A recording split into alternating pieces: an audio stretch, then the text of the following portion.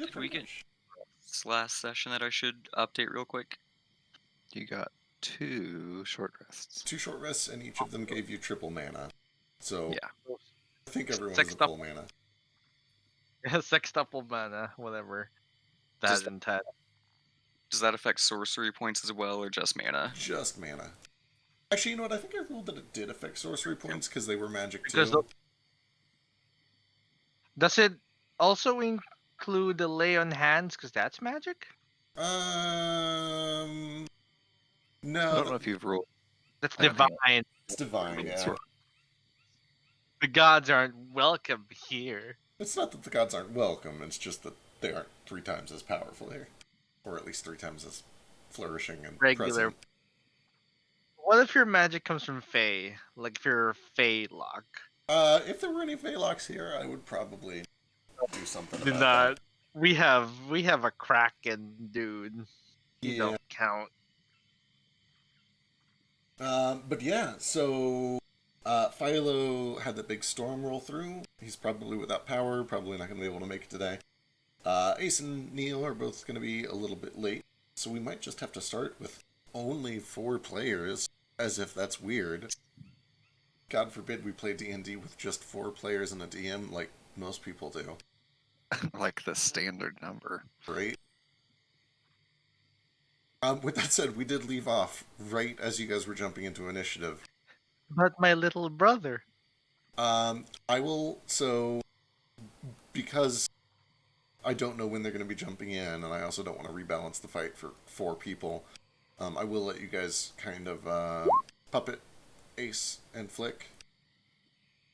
And Vasu. Yes, you do get triple the sorcery points. So we'll let you guys run them until they show up, or if they show up. But before we get started on that, Inspiration is super easy this week. It's just Gale and Nomad. Everybody voted very, very unanimously on that. At first I thought like only a couple people voted, but then it just turns out that everyone voted for just Gale and Nomad. They were just so inspiring. They're so inspiring. It's good because I needed it. So let me get that reset. Definitely gonna need it for choking this cat. What's happening? Oh yeah, you guys should fill mode in real quick. I mean, I'll punch whatever you want me to punch. So we went to dinner with the Fae Queen, Elsa, and she said that she will fix Gale's curse forever and ever if we go find if we go find misleading. a bell that is a family heirloom of hers that was stolen by hags at the behest of the spring court, I think, or fall court maybe. So she was like, go to the swamp. It's a couple days away. Get my bell back from these hags, bring it back, and I will remove Gale's curse. And she also said she would get us back to the Tree Roll Seasons meet with hardly any time having passed and without any memory loss. So we came to where these hags are supposed to be, and there's these 3 huts outside of this willow tree, and the huts seem to be empty, except Gale found some weird knickknacks in them. And within the willow tree is one of those glass cats that we saw a few days ago, and it's sleeping on top of a dresser. And we don't know if it's our friend or our enemy or like a guard dog. So we've decided that Toto's going to open up a hole in the side of the tree with the maze eye, and we're just going to clock it. Makes a lot of sense. I've decided that the swamp should have trees in it, so I'm going to add a bunch of trees. It's really not a swamp if it doesn't. So yeah, the queen explains that Gale's cursed gold will continue to curse him every time he spends it, and also whoever has it when they spend it or give it away, it will curse them as well. Like it'll continue cursing people every time it gets spent or changes hands, basically. In order to remedy that Which means situation. getting it away from everybody I gave it to is going to be a problem. Right. But in order to remedy that situation, she offered basically to just sell Gale something of ridiculous value so he could just get rid of all that cursed gold, and she would just put it away in her vault where she's never going to spend it anyway. She's just going to use it as, status symbol. Also, Gale bought an ungodly valuable stillstone, like a $500 million stillstone or something stupid, and I then put traded it into a rug. and put it into a rug. This all sounds pretty standard. Yeah. Beyond that, you didn't miss much. We spent like 2 hours crafting. And Yeah, it was a lot of crafting. Accurate. Tight. Appreciate it. I always appreciate the crafting sessions because I don't have to do much except for come up with cool creative shit that you guys do. Anyway, let's get initiative started. You guys did, even with a 4, successfully manage to get a surprise round on this cat who, if I remember correctly, nat 2'd for a 4, or for a 3, which lost to the nat 1 4. Hi, I'm back. Welcome back. like that. I forgot who got inspiration. You and Gale. Oh, thank you. I literally used it at the end of the last session. I spite used it. Thank you, everyone. I don't even remember what you spite used it for. Oh, for stealth. I was like salty that I gave myself a bonus to it, and then I still roll a 1. That's right. There we go. I was Now like, you know what? No. there's trees all over this swamp. Let's see. I should probably add the cat. Wait, since we're Jaegering Vasu, does that mean I can force him to stay within 5 feet of my target the entire fight and Absolutely. just force him to stand there while I smite things until we can You level that skill up? You know how fond he is of just flying 60 feet every round. I'm gonna force him to stay right by me while I smite shit until we level that up. Yeah, we're gonna find out how it works finally, maybe.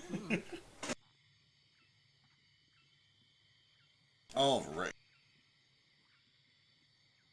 So combat opens when Gale opens the hole in this tree trunk.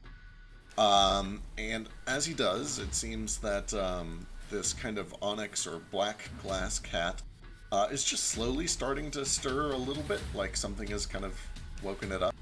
But you guys have caught it by surprise and are able to get around in, hopefully, before it reacts, and it looks like it rolled really low too, so you should get plenty of time to fuck this thing up. So let's see. Hole is open right here. And Flick is the first to go. We should probably decide who's going to Jaeger each person. I mean, Flick's plan was just to Eldritch Blast it, I think. Excellent. Easy enough. Pew pew! A little bit of cover, but, you know. Oh, Jaeger Vasu on account of he's a monk. Excellent. Alright, you guys get 3 now, right? Okay, that's Yeah. the middle one misses, but the first one does 17, and then the second one does 13. And I need to read a thing so I don't fuck this up.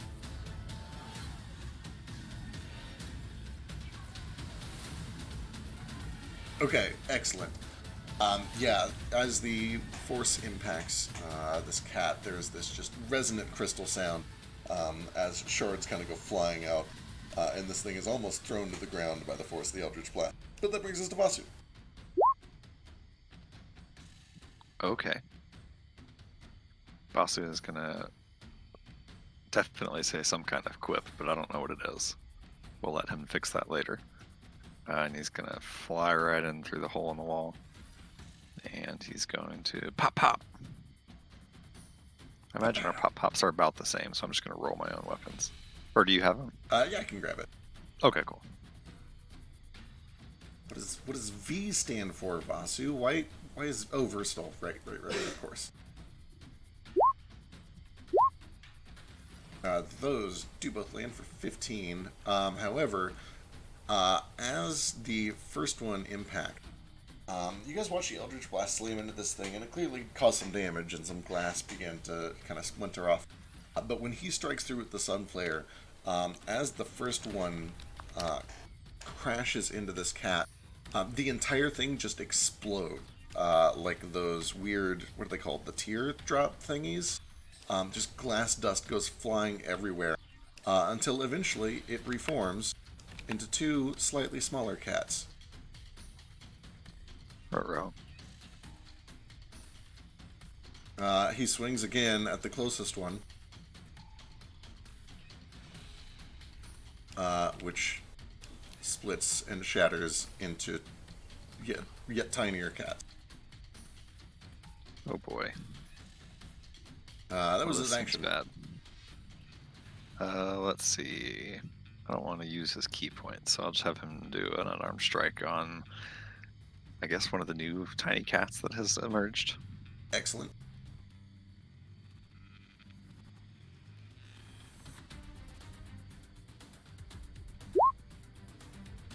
Woo! 23 does land for another 13, and sure enough, this one goes splintering into bits too.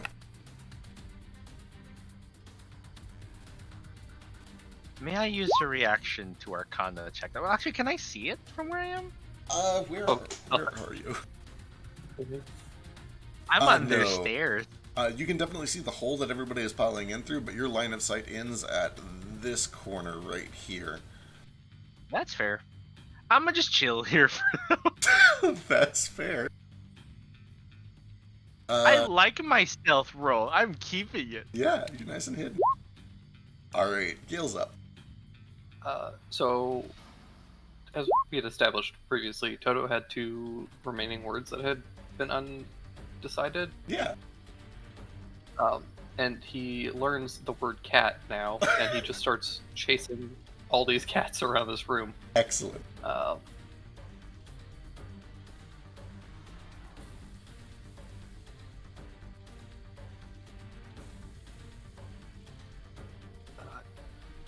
Yeah, I guess Toto will just bite this one.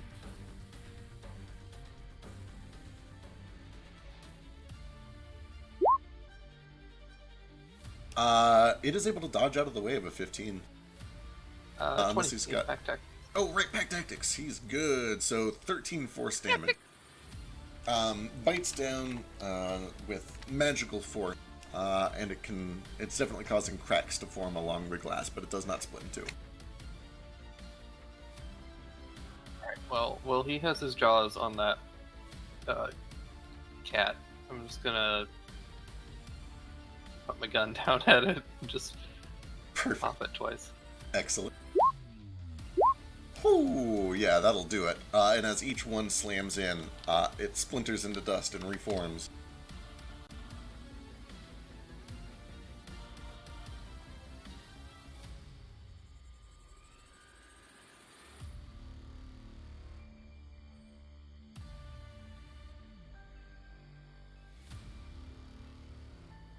Is Toto able to run into this room? So you can use a bonus action to tumble. Actually, he could use a bonus action to tumble or overrun. Yeah. I'd say that this first one is small enough that he can just kind of squeeze by. But then the larger ones, you would have to either tumble or overrun.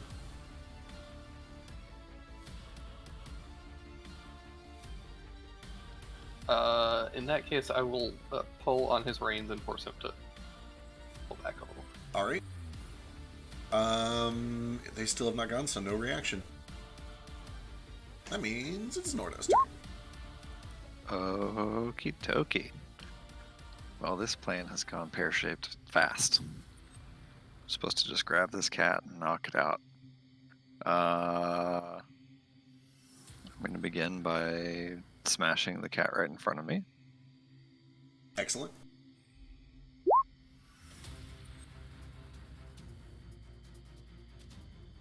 Recklessly, of course. Woo! 25 slams in for 8.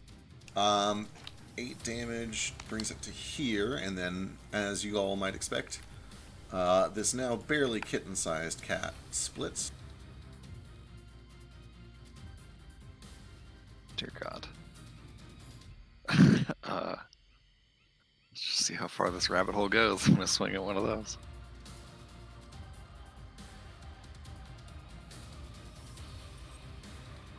Hindsight's 20/20, but maybe we should just stuff this thing into a bag and drown it. Yeah.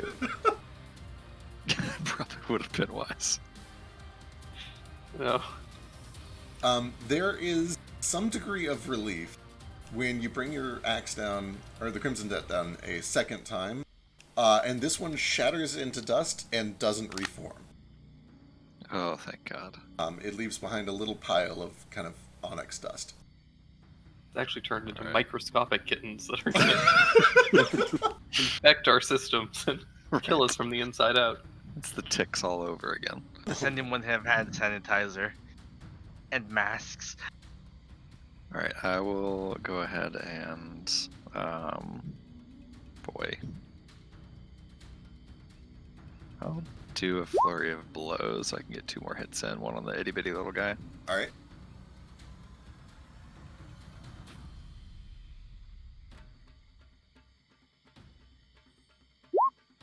Woohoo! Yeah, that is plenty more than enough. You see that the first one splinters, and this tiny little guy just kind of looks up at you and hisses, and you just slam a foot down, and it leaves another pile of just obsidian dust. Alright, and then with my last unarmed strike, I'm going to just try to grapple this one right over here. All right, excellent.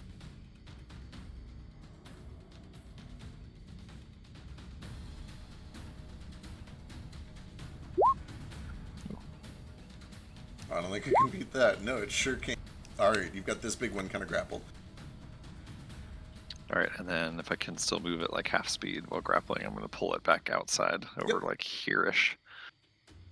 Yep, you're able to get it to about there. Basically, start getting my satchel out to try to stuff it in a bag. Excellent.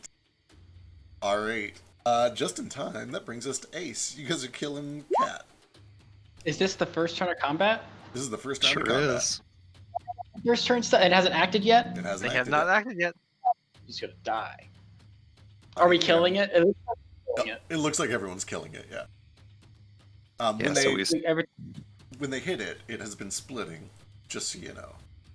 yeah, keep splitting into littler and littler cats that eventually, if you get little enough, they do just die, but Does it seem like damage is like rolling over? They're getting smaller as you guys split them. It's hard to say. Okay, well then might as well find out. I'm going to move my hunter's mark as a bonus action to this one, All right. and then I'm going to shoot it.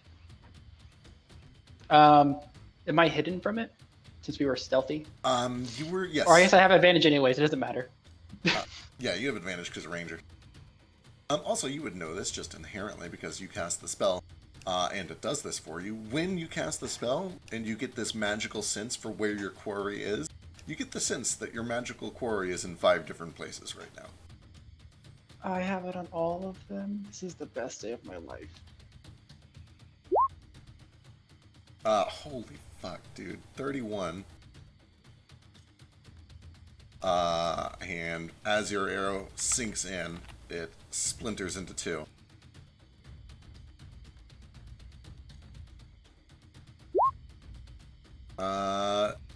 You ignore cover, and that means that this one takes another 10.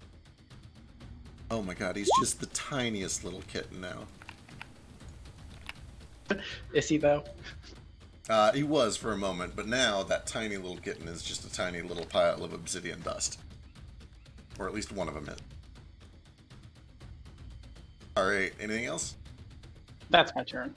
Okay, excellent. The first thing that happens is this thing has finally reacted to what's going on around it. This whirlwind of chaos. The wall It's behind your it prize. has suddenly just split open. The surprise in, it is not able to act at all. But it does begin howling and screaming. This cat screech kind of resonates throughout the swamp. But that's all it can do because it was surprised, which brings us to Moat. Oh no. Oh, Poor baby. I will step. Maybe. I will step up here. I will cast a spell. And then I will shoot 2 right here, so it should hit everything in that room. Oh my god. Okay. oh boy.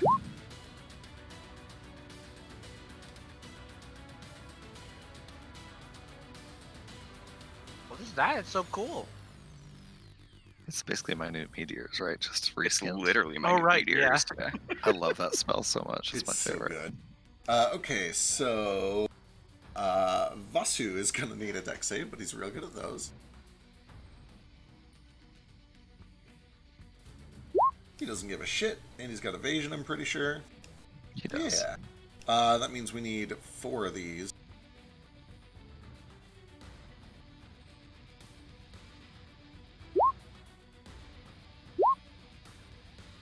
Two fail and 2 succeed for 10 fire damage.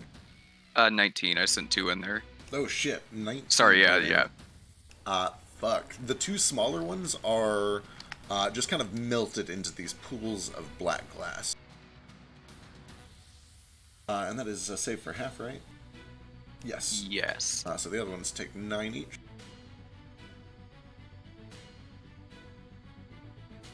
And notably, these 2 don't split. Alright. I think that's actually gonna be it. Alright. Nomad.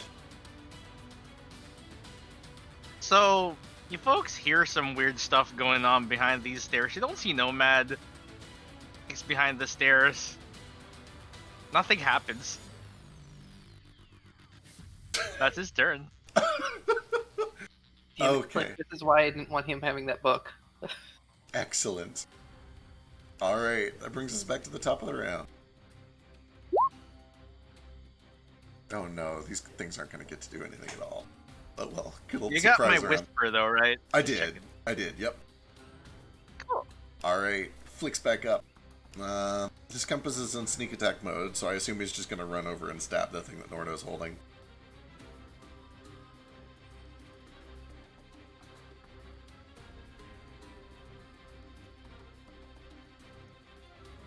Oh my god, he has so many of these things. This one? Yes, this looks like the most. Would it be better for him to stand in the hole and then Eldritch Blast one at each of these? Yes, if for what it's worth, Nordo is kind of like actively trying to keep this one alive. Okay, then yeah, he will cunning action disengage and then get over to here, and that'll let him shoot the Engage 3 from that a are still cat. up. Actually, if he does it from here, he can get them all without disadvantage. So here we go. We'll go left to right here.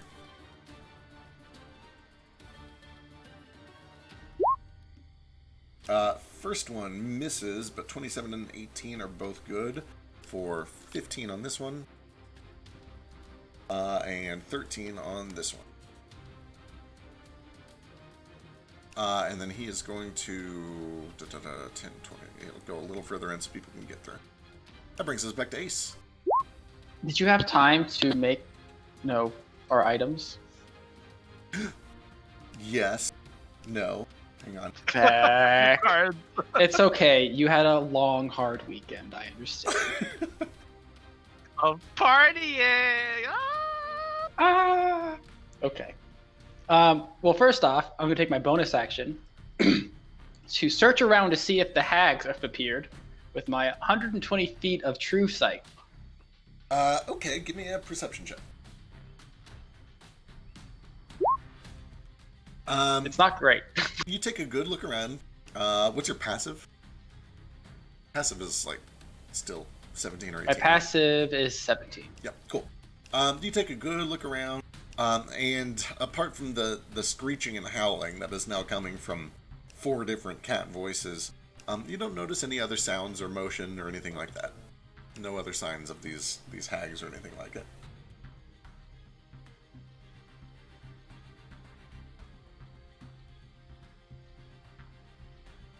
Well, these people seem like they have things under control. So I'm just gonna. So if I held my action, does it hold both my attacks? Normally no, but I house rule it to yes. All right, I'm going to hold my action that if I see a hag, I will attack. Excellent. Or yes, any other hostiles that are entering the area. Sounds good. That brings us back up to Nomad. Oh.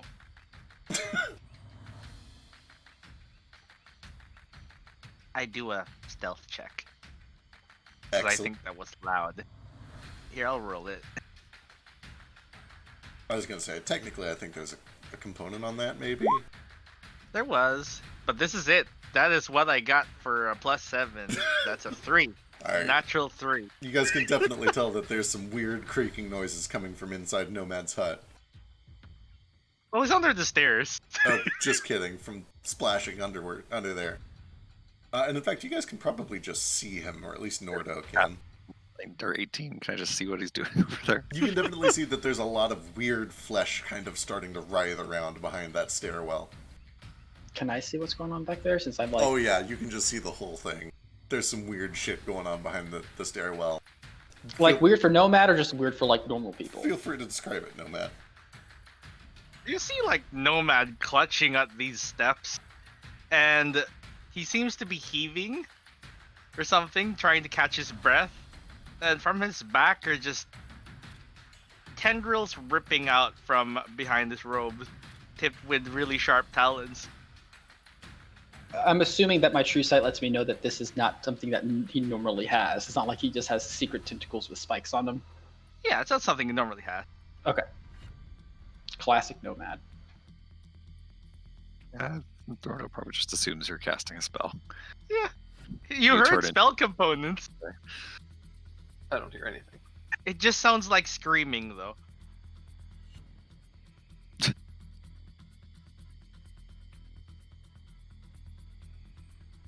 Alright, you're just doing the... Yeah, you were just hiding, that's right. So, Yeah, Nordo. it's hiding. Well, I've got this screaming cat. I still am not inclined to kill it, really. Does it with, passive insight slash... Well, passive insight's 18, passive animal handling 14. Can I tell if this thing is, like, just afraid, or if it's, like, fixing to fight? No. You can definitely tell it is definitely afraid. Something has sprung up on it and attacked it. It looks like it wants to fight back and is planning to do so. It also seems to just be kind of screeching and howling, because that's what cats do when they fight. It is in fight mode.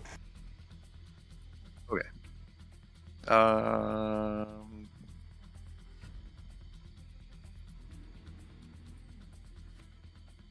Boy.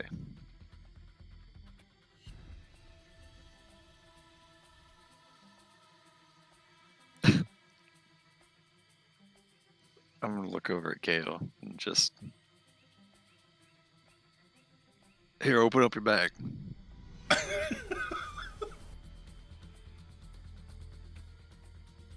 All right. I walk over with this cat and my hands like holding out at arm's length. Just attempt to put it into Gale's bag of holding. Sure. Boy, what would this be? It's not entirely free. It's struggling and trying to get free. We'll just call it another athletics check versus, it's effectively like a shove prone action.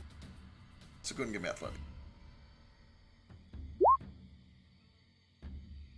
Nope, it's wriggling and clawing and doing everything it can to try to just break out of this bag and get free. But you're able to shove it in.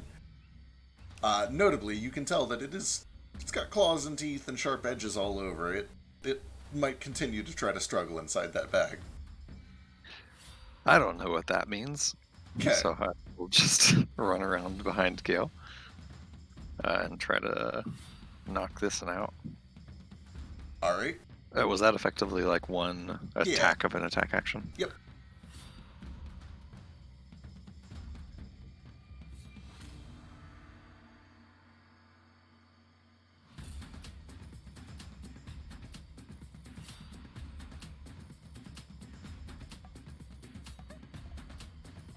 Hello?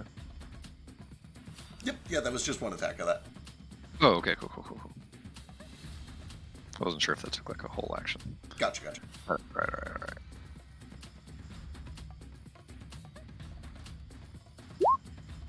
Ooh, 24 slams in, and this thing is just a pile of glass in the water. Alright, and then... Schrodinger's. Too funny. And then I will go inside here with Vasu and Flick. And unarmed strike on one of these. With the old jaws. What could go wrong? Biting a exploding glass cat.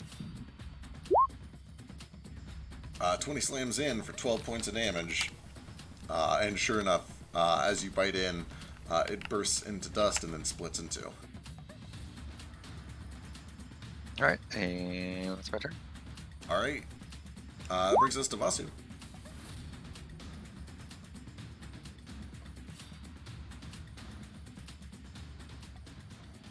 And I'm Vasu too. I feel like Vasu would use his fire snakes. It's probably true. I feel like he's probably getting the vibe that hitting these things with weapons is breaking them, and probably is going to try to use as much fire as possible to destroy these last few. All right. Let's see. Fire snakes. He's got a thing for that, right?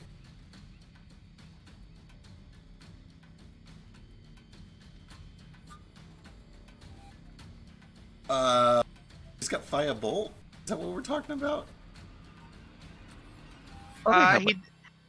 His natural attacks can do fire damage. I think just his unarmed strikes can do fire damage instead of regular damage. Oh, because fancy. of Fire Snake. Gotcha. It's a weird key shit thing. Like he's the Avatar. Just roll with it. Right.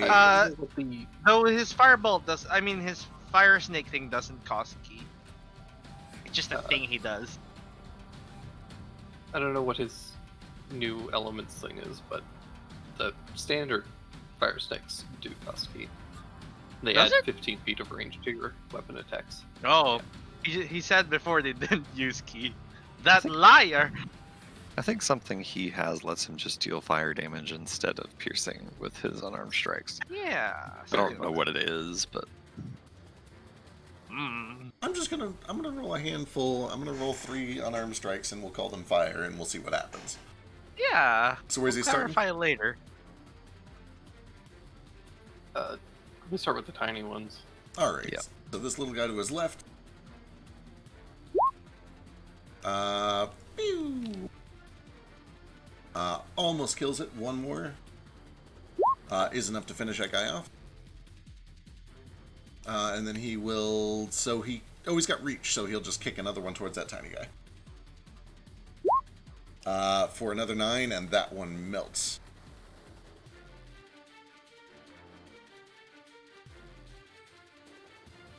Okay. Oh my god, it's going to get a turn. He can disengage for free, right? Because he's got weird monk shit. I think it's still cost key to do. Okay, Yeah. It's only the drunken.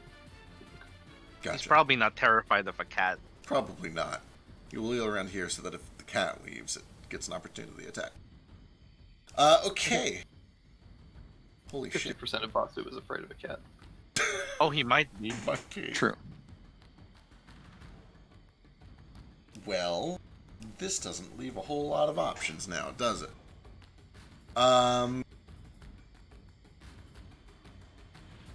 Well, it's in dire straits, and it's got to do what it's got to do. It is going to take a step away. Murdering from Vasu, potentially.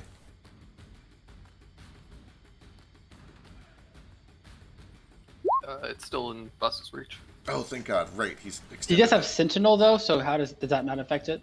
It would if it left his reach, but he bumped his reach Gotcha. up because of the fire thing. Thank God, because that means it can get here.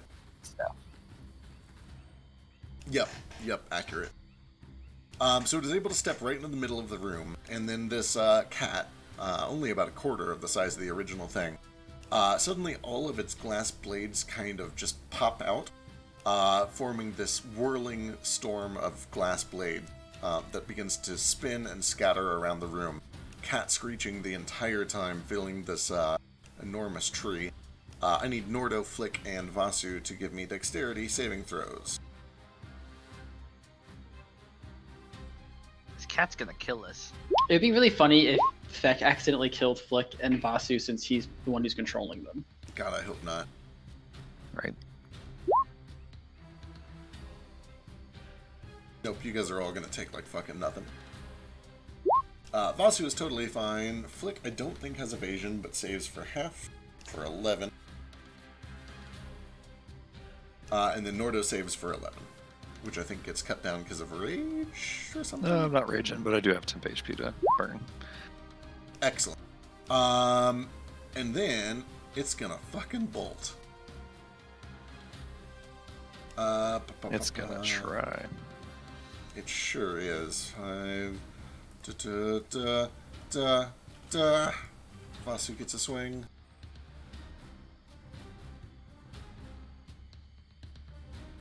I guess he already rolled for it and hit, so I'll just use that one up there. 10 points of slashing. Or fire. And then it doesn't move because Sentinel. You're right. Absolutely right. This wall of flames just kind of grabs this cat and then pulls it back into range. Which brings us to Moat. Okay, so where's this cat at? Right here, technically? Would he be here since this is where reach ends? He has 15-foot reach with the fire thing, right? Oh, does he? I thought. I thought it was just 10, I think. Gotcha. Then he's right there. The fire thing Okay. only lasts till the end of his turn. Gotcha. Okay. Right, he just reach with his spear. With his spear, he's got. He's using a homebrew like monk though. We'll go with To be this for now. fair. I don't think it's going to matter. But yeah, there's that one there, and then there's the one that seems to be struggling inside of Gale's bag. Okay, well, I'm not going to attack the bag of holding. As much fun as it would be. God, I don't want to waste it. I'm just going to attack him.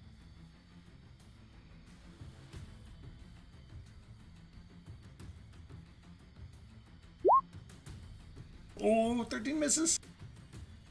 Alrighty, second attack. Oh, shit. Yeah, that'll do it. So, Moat, as you run in and slam the sword down on this one, as it cleaves through, it bursts.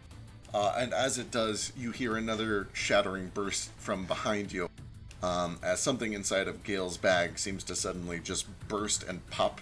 The bag kind of expands for a moment, and then everything goes quiet. Do I sense with my hunter's mark that they're all gone? You do.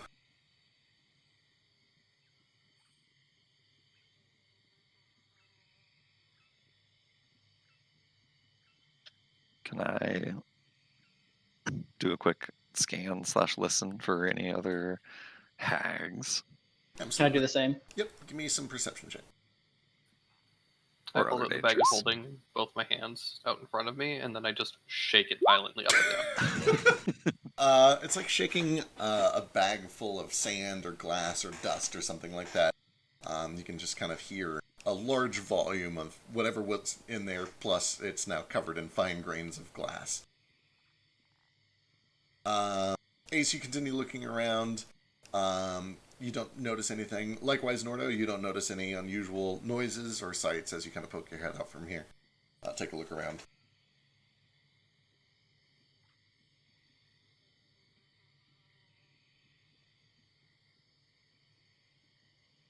For the time being, That everything didn't quite seems to go be as quiet. planned.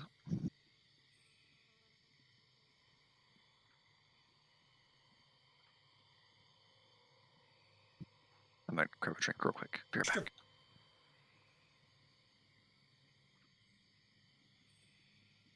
I'm gonna start searching this big old hollow and see if I can find this bell.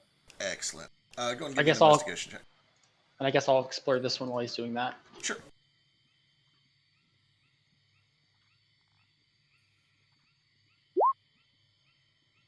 If I use my spyglass, or if I use my magnifying glass, do I get advantage? Sure. AC took a real thorough look through your hut, and you don't find anything that Gale hadn't already found. You do see just some very basic living quarters and then a dresser that has already kind of been picked clean. Gale, as you take a look around, at first it just seems to be kind of a common area. There's a table that appears to have been used recently for eating. There are actually still dirty dishes there that have not been cleaned up, but they look like they've been out for several hours. You can see that there's a shelf that has a bunch of food and supplies on it, as well as kind of like a kitchen area over to the west with a cauldron and a furnace. And then there is a chest that the cat was sleeping on.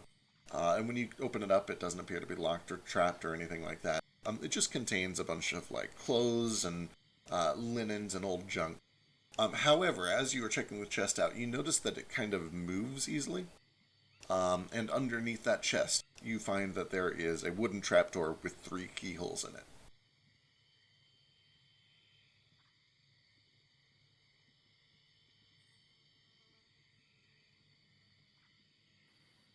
Okay, well, I'll start.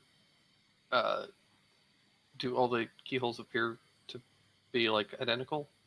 Yep, it looks to be a single metal plate with 3 identical holes. Okay, I'll start putting those keys that I found in, assuming they fit. Yep. It takes a little bit of brute forcing to figure out which one goes where, but eventually you find the right combination of those 3 keys. You turn them all, and there is a click, and the trapdoor pops open, and you can see that there is a ladder descending down.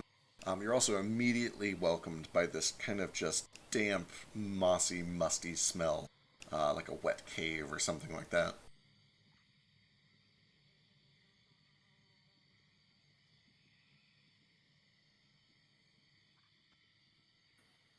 Alright, yeah, I think I found something.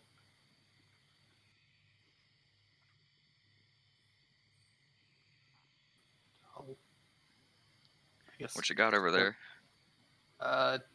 Trapdoor. Some kind of basement. Must be pretty deep.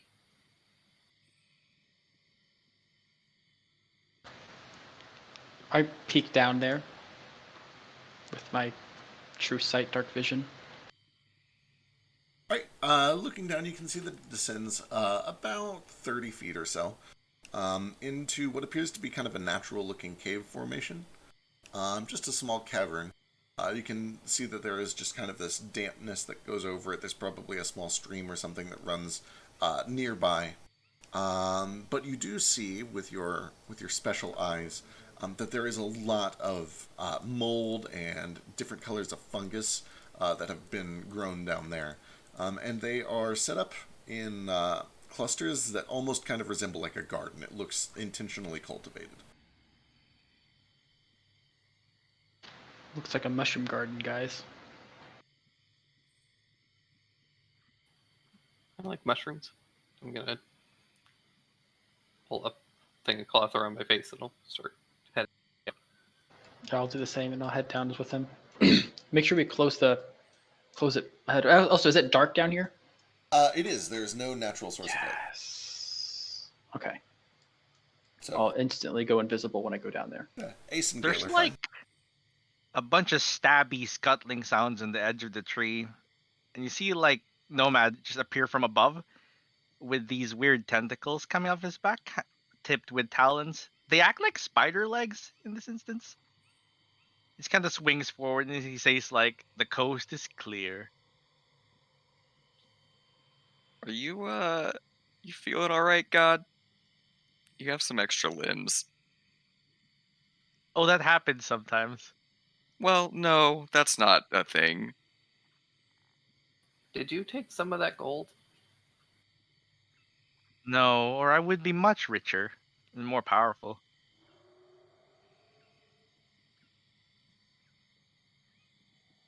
I'm just flexing my new abilities, getting a feel for them.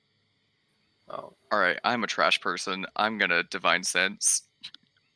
Still an aberration. Yeah, you don't detect any fiends, undead, or celestials. Okay. Tell me one day when it starts pinging Celestial, will you? Yeah, you're always celestial to me, God, but I'll let you know.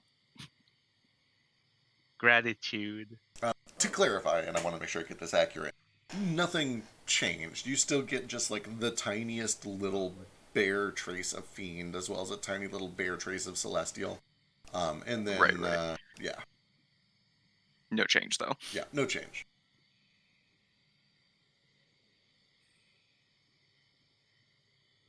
Who's the tiny beat of Celestial?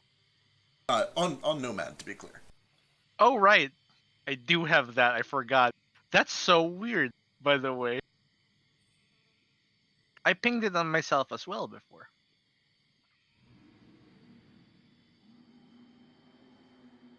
Can I So search is for that- traps? Sorry. You're good.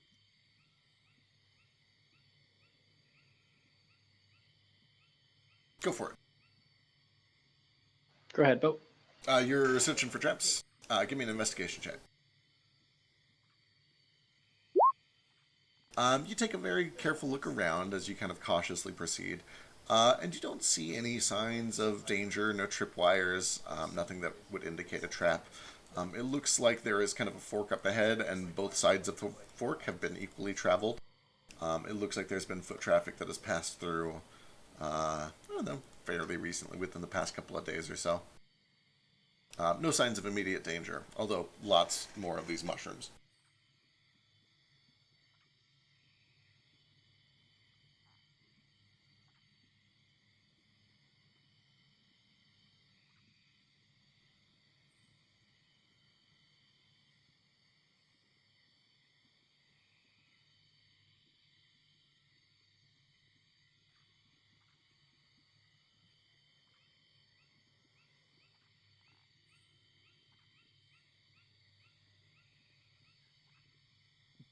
Okay, so we came here looking for a bell, right?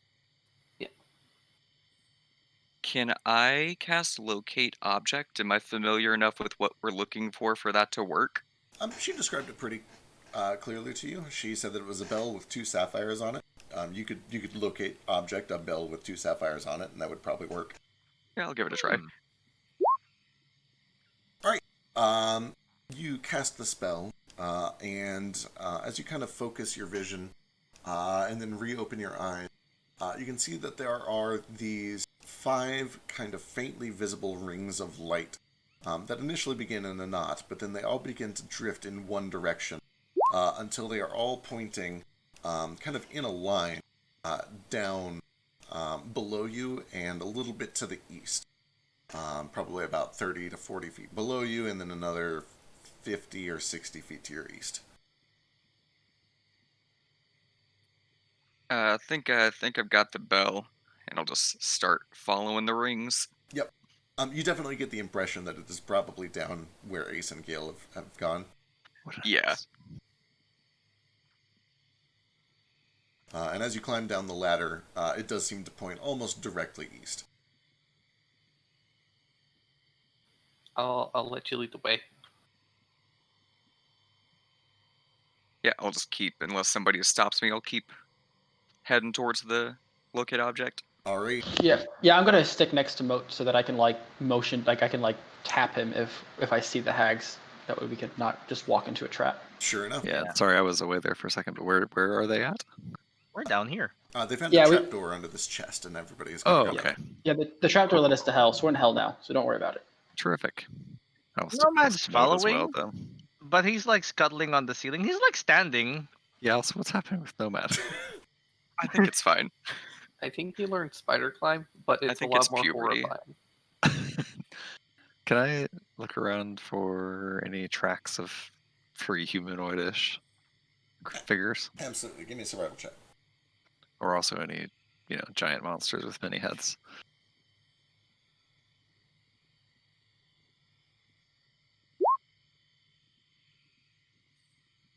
Hang on. Let me check real quick. Oh yeah, that's another thing about. We were warned by some local crows about a monster with many heads. Perfect. That apparently works with the hags. You do find signs of recent traffic, probably in the past couple of days or so. There are 3 different sets that all appear just a little larger than you would expect for just a normal human, but they're all vaguely human-shaped. With a 16, it looks like they've probably been active in the past 2 or 3 days. It seems like they spent a lot of time down here probably cultivating or interacting with these mushrooms somehow. You do see that one of them looks vaguely human. Another one looks human, but with really, really long toes that have these claw marks at the end of them. And then one of them is vaguely human, but with this kind of webbed skin between their toes. So 3 distinct sets of footprints. Okay. I don't by chance recognize these mushrooms, do I? Give me a nature check. When he points out these tracks, do I recognize what creature might make these tracks? Oh boy, give me a survival. Actually, this one I think would be survival or a nature. Either one would work. Would it give me the same information? Yeah. So nature or in survival? Yep.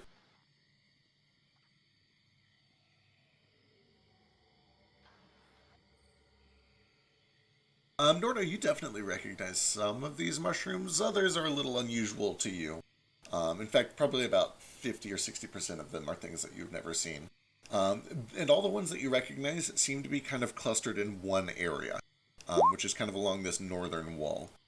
They all seem to be kind of just various regions of kind of jungle or swamp-like terrain. A few that grow inside of the caves on beaches.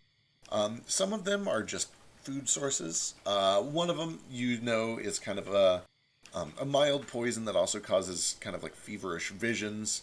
None of them are like lethally poisonous. One of them you do know does kind of glow when it's chewed, so it can be useful as like a source of light.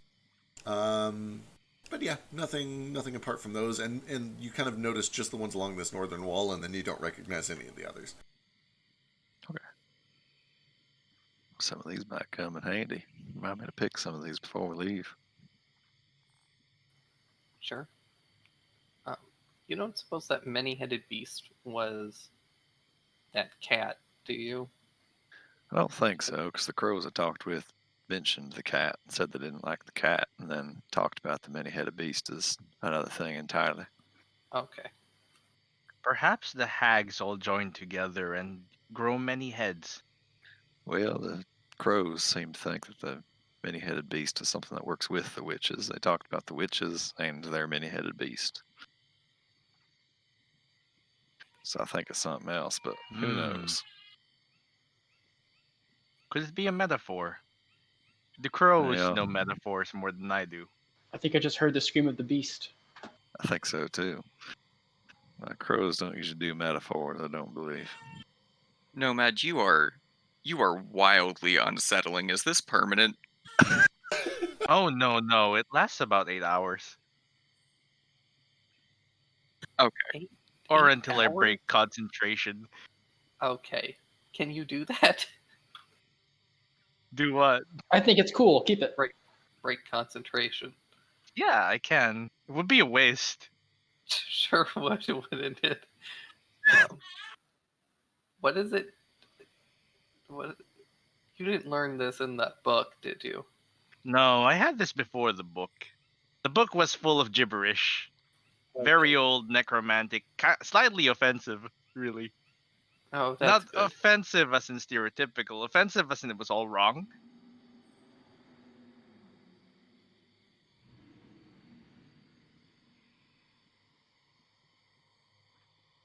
As Moat continues to kind of bring you guys along, you do eventually find Wait. that. Oh, yep. Oh, right. Yeah, you're It's 25. 25. You. Definitely bipedal. Vaguely humanoid. You can tell that they carry themselves like humans. The size and distortion of them definitely tells you that they are not any like well-known human species, except for the one which could potentially be like maybe a Goliath. It's the most normal of the three.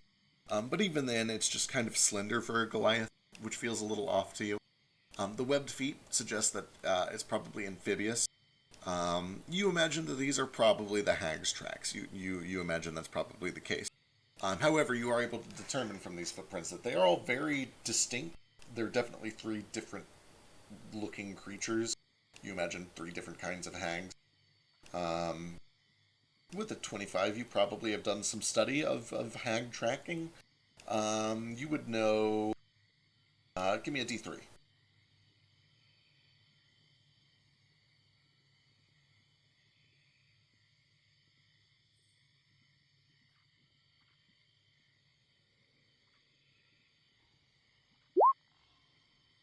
Excellent. You would know that the one with the webbed feet is probably a green hag.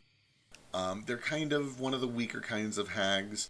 They tend to not really be capable of doing much super special except for turning invisible, which is kind of a pain, and changing the way that they appear.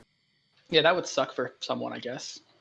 And then you're able to recognize one other one, which is the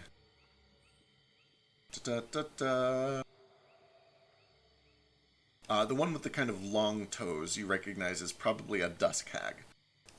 You've been given a lot of training because they tend to do well in dark places and places where people sleep. They like to cause people to go unconscious or to fall into a deep, sudden sleep, and then kind of devour their dreams or mess with their nightmares to cause them tremendous psychic pain, which brings them health and vitality. So they're like Sandman. Kind of Sandman-ish sort of hags, yeah. You've never seen the third kind of hag. You don't really recognize what kind of hag that last And one there is. wasn't tracks for like a different beast that might be the multi-headed one. No other signs of any creatures. With a 25, you do see some very old tracks, kind of over in this western area, right at the base of the ladder, where it looks like that weird prism thing, the cat thing, probably came down and rolled around in a bed of mushrooms for a little while, and then suddenly bolted out after it was yelled at.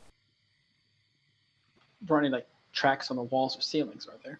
You don't see it on the walls and ceilings. It seems to have simply landed, started rolling around, and then bolted a few feet, and then the tracks disappear.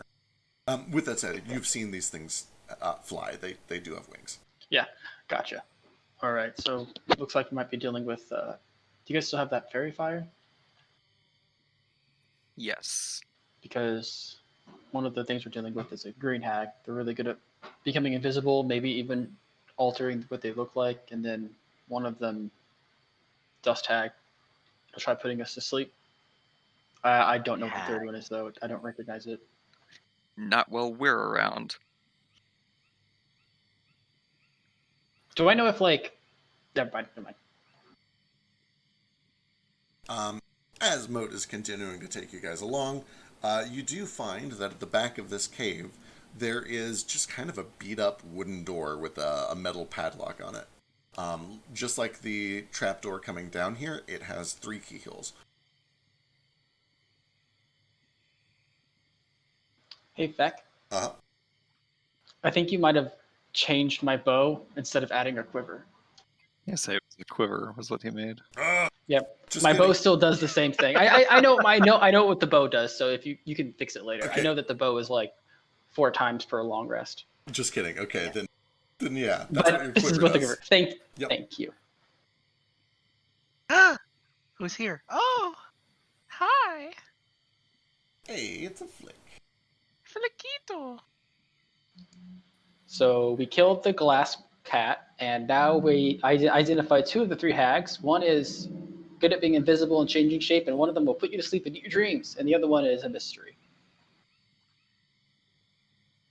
Boy, I hate that. Also, the third one's a tea hag. She if you steal her tea from her, No, fuck them. bad things No, happen. No, Send you the stat block if you need it, Feck. none of that. T-hag. Hated her. Obviously a mushroom hag. Yeah, that makes sense. Oh, she's just a good old hippie hag, you know. Why did you guys kill the cat? What's wrong with you? Well- didn't mean to. It just started splitting like a to fucking ooze. knock it unconscious, and yeah, it started shattering into smaller and smaller and smaller cats every time we hit it, and it just kind of spiraled out of control. Probably See, if we didn't hit microscopic it at now. all, that would have been fine. We tried to save like one of the ones that splintered off, but then when we destroyed all the others, that one also like shattered on its own.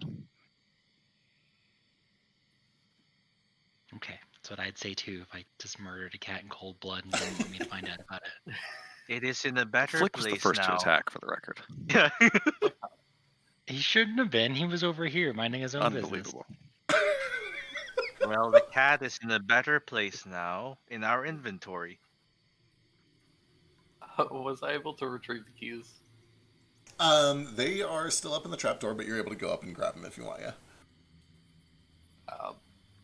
I'm not great with ladders, so somebody else can go grab those keys.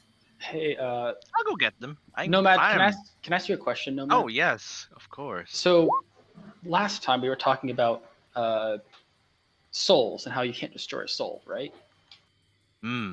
So, when you kill a fiend, they go back to their plane, and they can only be killed there.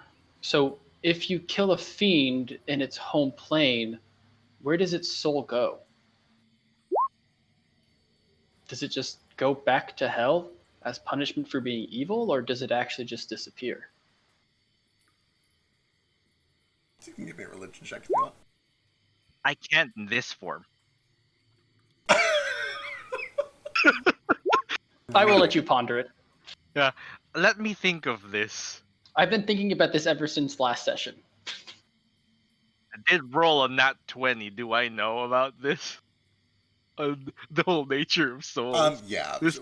This is kind of related to the whole where do souls go then. Yeah, normally I would call this a bit of a tangent, but because you nat 20'd what the fuck are souls and what happens to them, you can say with a lot of confidence, even in your slightly stupider state, they definitely are not, like, destroyed. They are probably either transformed or disfigured and sent somewhere else. It's very likely that they maybe go back to hell, but it's also possible that they get shunted to some other plane. I'll have you do another check when you get out of this form, specifically. I to could do figure a out what- religion for that one. Yeah. Again. Yeah, this specifically it's a little bit more specific, like what happens to demons when they die on their home plane. It's Yeah. related, but technically a different question. I can tell you that souls that are very bad and not very powerful become, or are they called manes, manas, or dretches? You would know that that is one of the kind of lower and more primitive forms of a demon or a fiend, Yeah. which is And then over time they grow if they don't die first. Yeah, that's what I'm saying. Is like if you are like a devil and let's say you're a devil lord and someone kills you, what happens to your soul? Like do you just start back from the beginning and work your way back up the scheme, or does your soul go elsewhere? But we It's can do this very another time. likely that your soul is used as a battery for the demon lord itself if they consume it.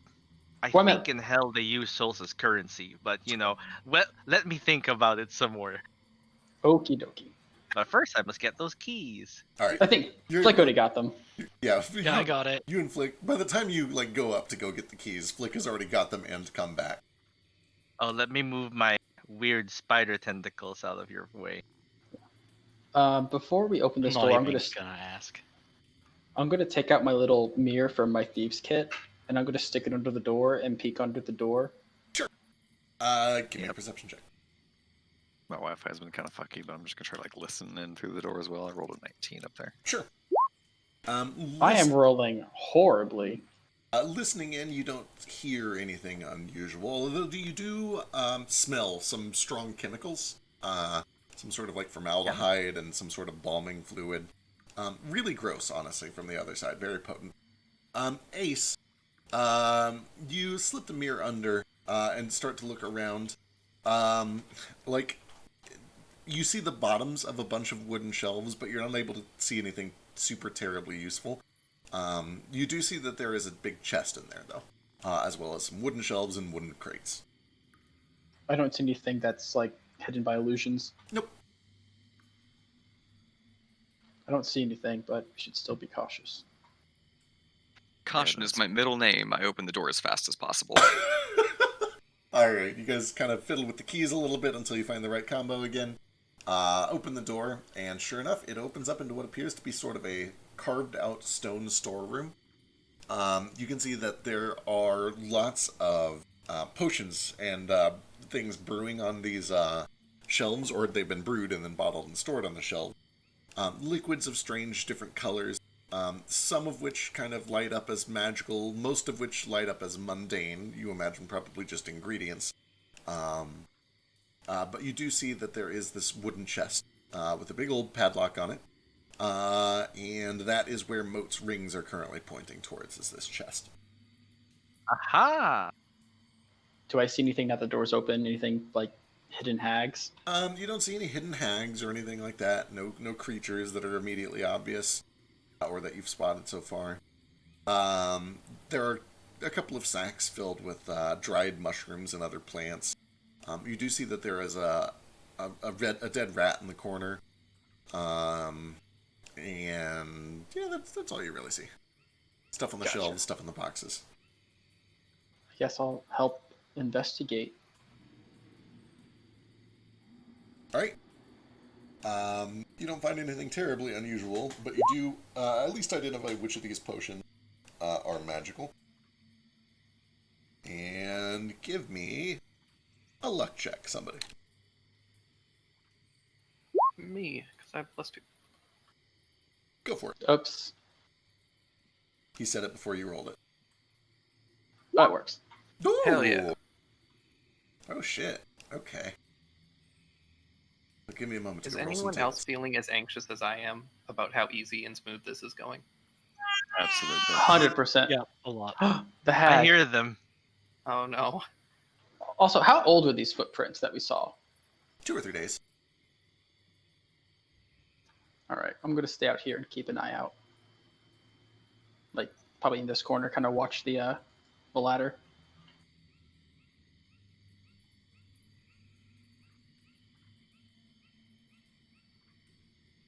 Oh my god, you guys, okay. Doing lots of shit, aren't we?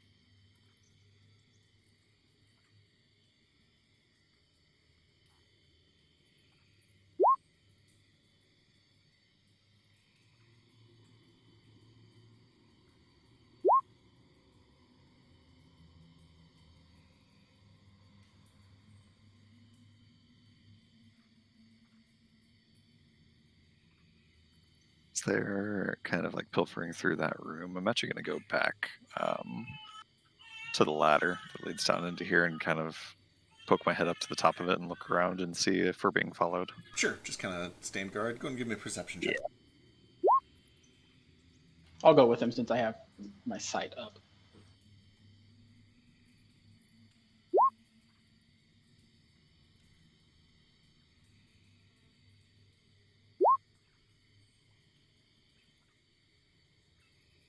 Finally happened. We got a love potion. What Once are I we gonna find, waste it on? The Some hag, ran- of course. there you go. Some random hobgoblins. Shame I'm not playing my other cleric.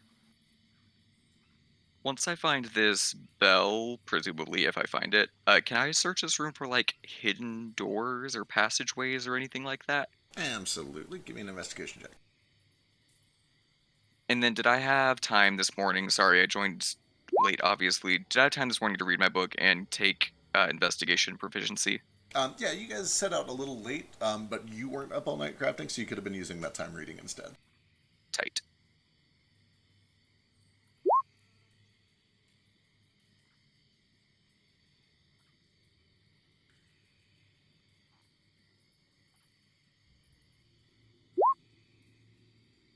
All right. Those are all the potions and other tonics and stuff that you're able to gather. But then you do also find that inside this chest, there is a sack containing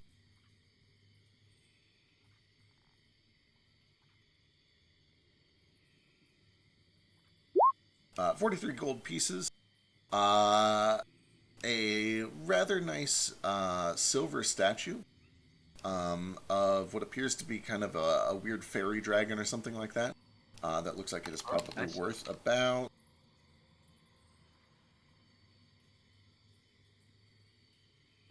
145 gold. And then finally, a bell, mundane, with a sapphire on either side of it.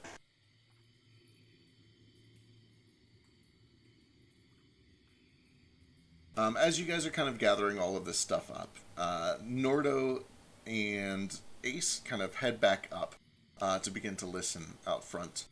And as you guys are doing all of that, Ace, you don't really notice anything. But Nordo, as you kind of begin to poke your head out the front door and kind of focus and attune and listen, there is this vibration, very subtle at first, but then it becomes more clear and more definite, almost like something is carrying these tremors through the earth and up the roots of this plant to you, until eventually you realize that these tremors are footsteps of something rather large, moving at a decent pace, not quite a gallop, but it's certainly like moving pretty quickly. And it seems to be approaching from kind of the southwest, the same direction that you guys did. We got company, y'all. Time to go. I'm a stealth. I'm gonna kind of step outside, maybe through the opening here, and see if I can see what is approaching. Absolutely. With the 22, you're able to kind of just peek your head around the corner. I guess give me a stealth check.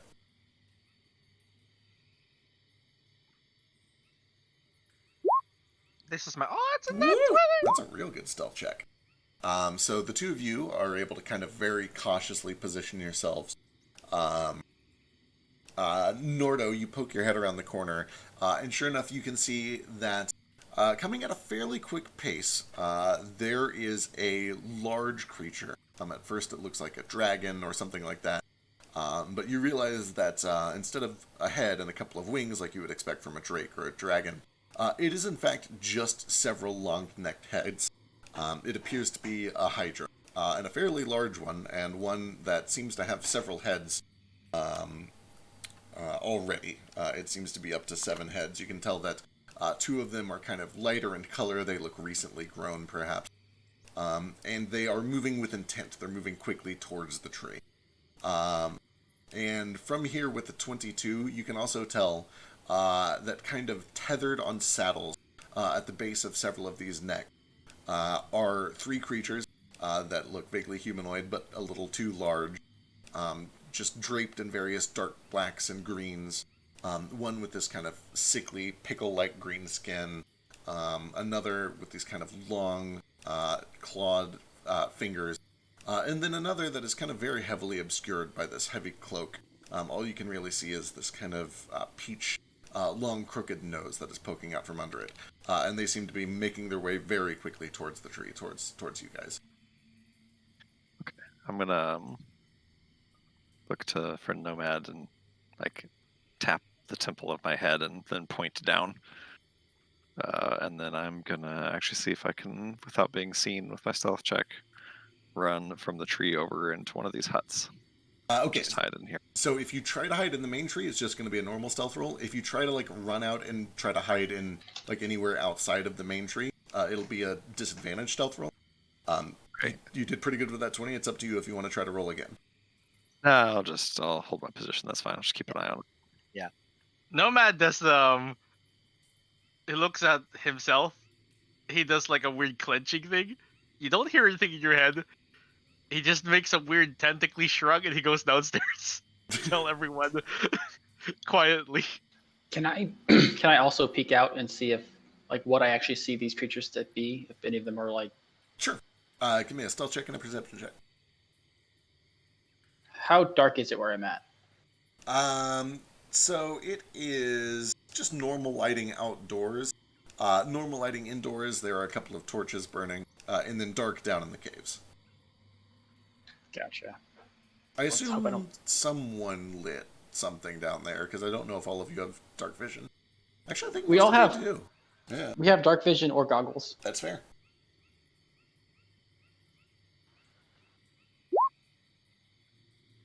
Ooh, Should that's be not fine. very good.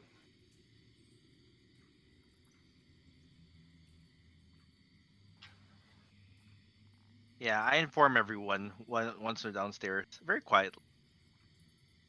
We spot something with many heads, something that resembles a hydra, or a big dragon with many heads, and the 3 figures. It was 3, right? Yep. Okay. Nordo is upstairs, hiding. Do you wish to join him and prepare to ambush, or do you wish to hide down here, where the hydra probably can't reach us? I would like to go up and speak with these hags. Very well. Just be ready Absolutely. when this inevitably goes badly. So we'll talk to the hags, but not the sentient cat. It wasn't sentient.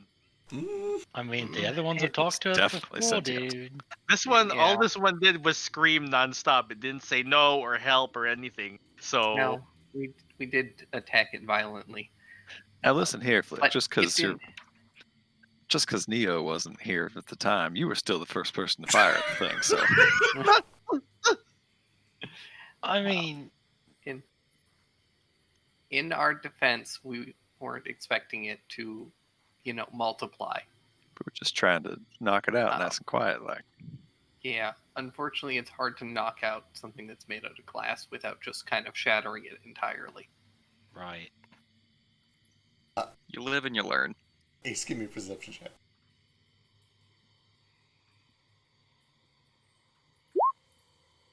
Yeah, you get about the same stuff that Norda does. You're actually not able to make out quite all of the details of the riders, but you can definitely tell that there is a 7-headed Hydra with something on its back, several riders of some sort, that is quickly making its way to the tree. And fortunately, it doesn't seem to have spotted you, and you're able to kind of duck your head back inside the tree as this thing begins to approach and pull up. All of you eventually can hear the footsteps and the sound of muddy splashing as this creature begins to run up towards here. And then, shortly behind these, and especially as it kind of comes to a stop, you can all hear just this bickering in Sylvan, which I don't know who speaks Sylvan here. Nomad raises his hand. Excellent. Me, God, I speak Sylvan. Well, wait. I thought you were God. Make up your mind. There's an over God that's slightly above God, slightly. All right. This Hydra kind of lowers its necks long enough for these 3 hags to dismount, and they're all kind of bickering to each other. I told you it wasn't safe to go. Why did you leave her here? She should come with us at all times. I can't stand that awful cat. I wanted to leave her behind because I hoped she'd die. I knew it. I knew you wanted the cat dead. And they all kind of step down, and then they all stop at once as they see standing right in front of them Gale and Toto. And in kind of common, but a little broken, they're like, it was you who killed it, wasn't it?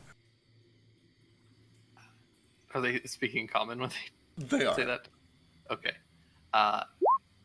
Say.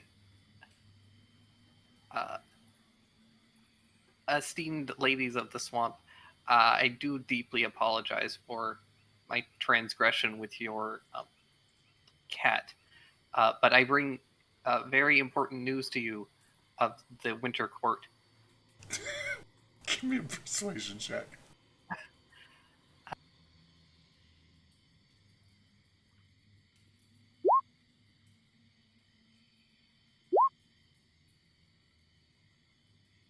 The Winter Court? They sent you to kill her cat.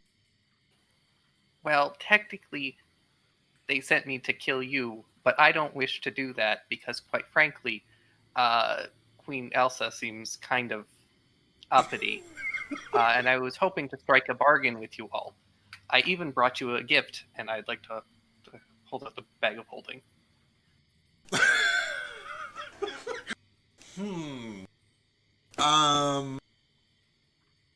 Oh. Okay. Boy, would they? They might. 2 of them might. Give me... so you can either make that persuasion check with an advantage now, or you can give me a deception check. Depending on what you're trying to do here. I mean, the honest answer is definitely deception. I wish it was persuasion.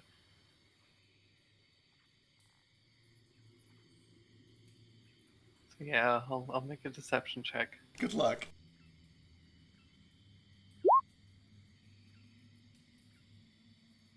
I'll use my last flash of genius on that. Excellent. So that becomes an 18? 18.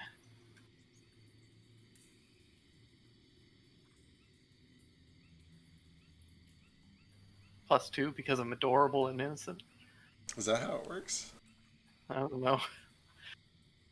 I'm just fishing for anything at this point.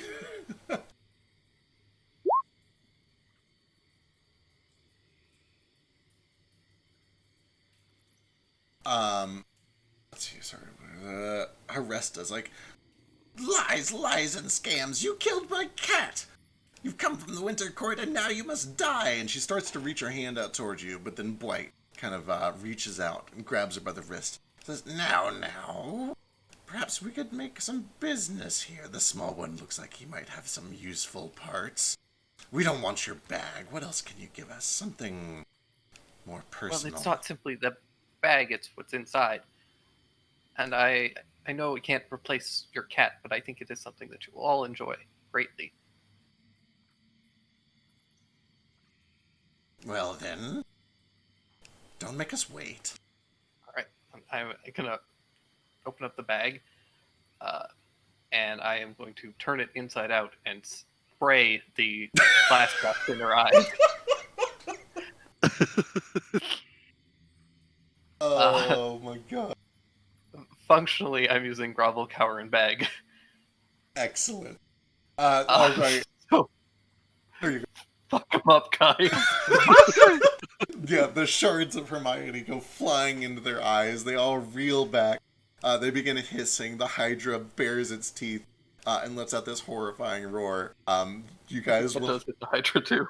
Yeah, so you guys will have advantage, but that's definitely going to be initiative. This reminds me a lot of Sochi trying to pour lemon juice in that beholder's eye. Accurate. Some things were meant to be, but never will. My initiative is 2 higher. I'll edit that. Cool.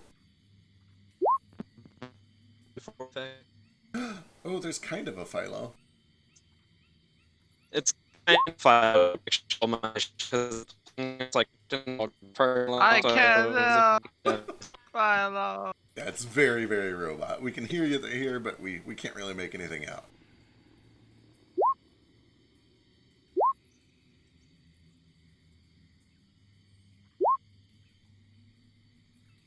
probably because I'm on my Wi-Fi. That's fair. That would do it. That would do it. But you're here. That there is Oh god, we don't Yeah, there's understand anything. Nothing getting through. You're gonna have to type.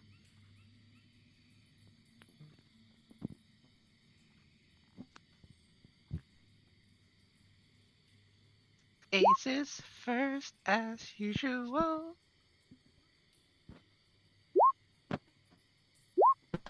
All right. So which of these hags are the ones I recognize? Okay, so looking through all of these, and let me make sure I got this correct. The one on the left is the green one. It appears to be the weakest of the hag. The one on the right is the one with the long fingers and toes that you recognized as a dusk hag. And then the one in the middle is the one that you don't really recognize with kind of the peachish reddish skin.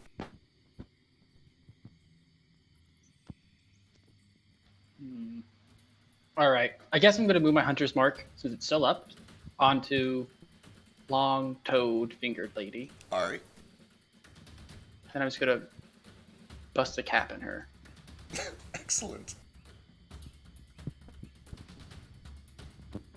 I'm assuming these are not humanoids. They're not.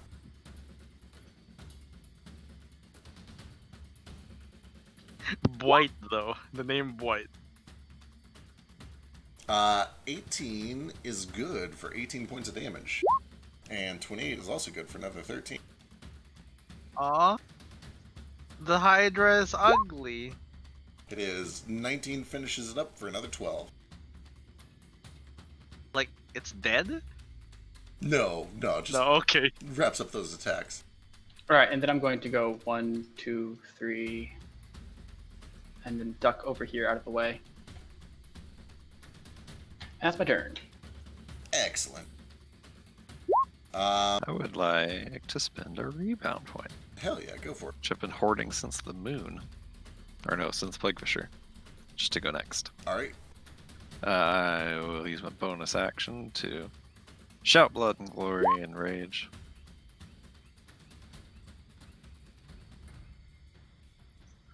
And then I will go charging through here. Sort of step out in front of Gale-ish, right around here. And start swinging. I already have advantage, right? So no need for Reckless. Yep. Terrific.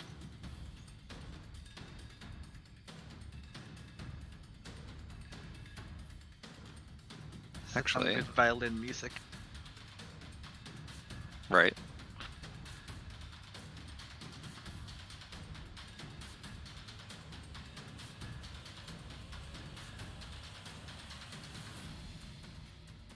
Sorry, one thing. Okay.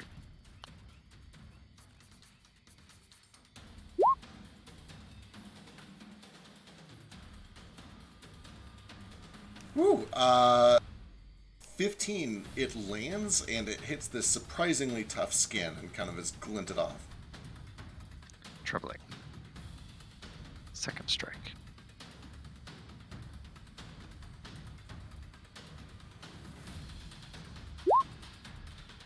That'll do it though for 13 points. And then I'm going to action surge.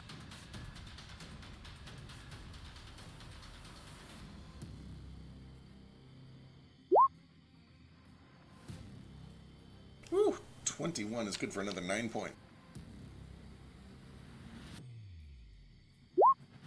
And 27 for 14.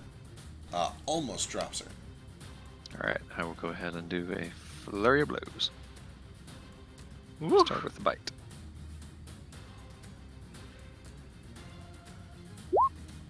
Oh, actually, you know what? Oh, that's probably good enough anyway. It is. Excellent.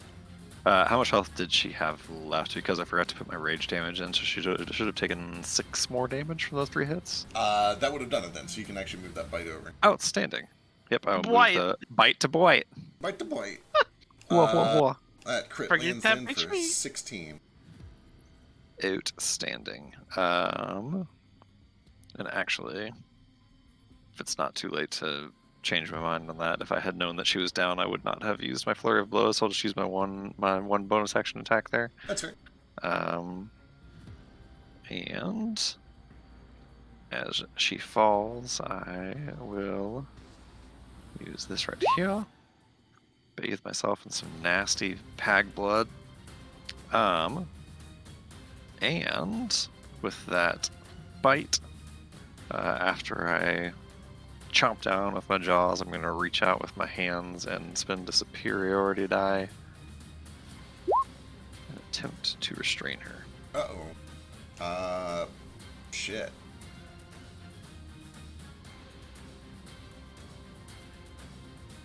Oh, shit. Ooh, boy, it's only at 15 though. Thank God. She's And she's that's okay. 2 for 15.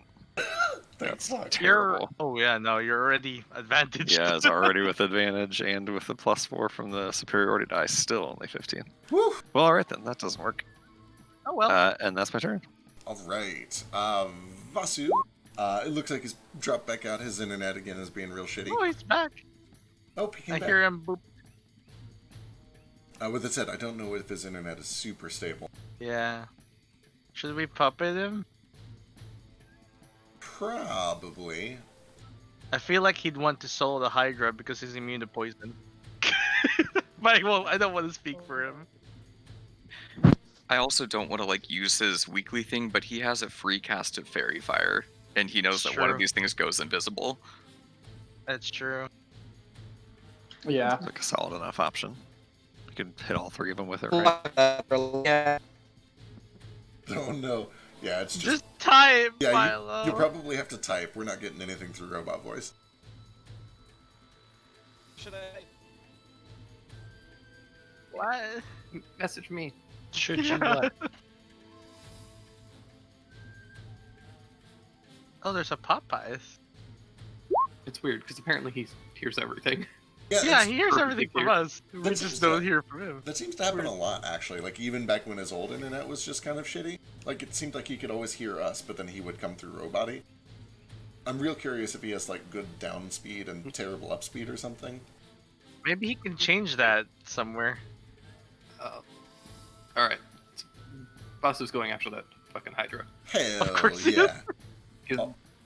he's gonna fly straight through that. Well, he's not gonna run past the witches, so he'll go out the Toto door, fly around the tree with his monk speed, and then punch the Hydra. He in the has face. enough. Um, Hell yes.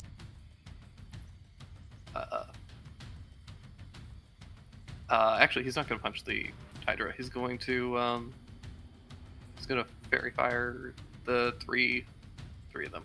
All right. Like, nice. The Hydra and the 2 surviving hags. Yep. Excellent. So he drops a fairy fire. Oh, gotcha. We'll do. Let's see. Do we know what his DC is on this? Assuming it's just his monk DC, which is 16.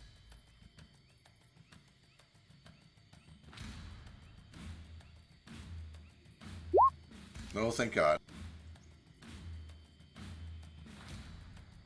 Sure, one is fine. Oh, thank God. Oh my goodness! Is this thing... This thing does not have magic resistance. Oh, shit. Alright, the Hydra just begins to emanate this soft reddish glow. These kind of eerie flames all around it.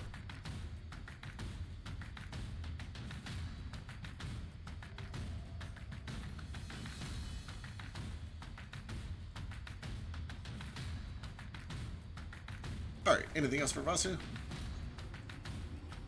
I think that's it.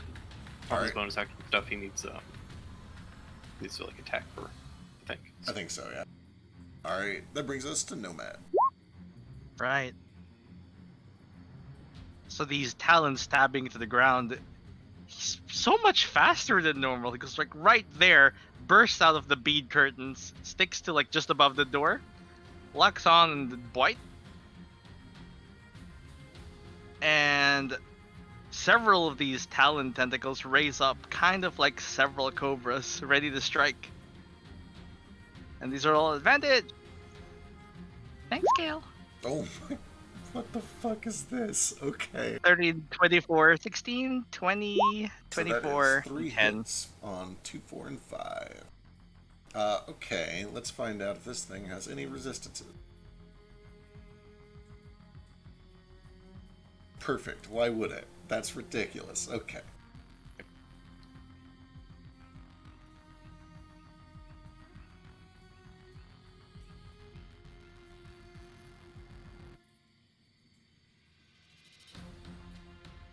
And that's about it.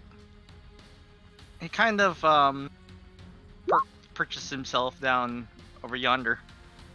Probably. Holy fuck. Alright. Yeah, this abomination just kind of leaps out of the tree and begins assaulting Blight, ripping and tearing. Oh wait, the Hydra's there. Fuck it. Sure is. It's going over here. Alright. But he does move back, so that means Blight gets an attack of opportunity. It does also mean the Hydra gets an attack of opportunity. Oh no, it has range. So here's from the Hydra.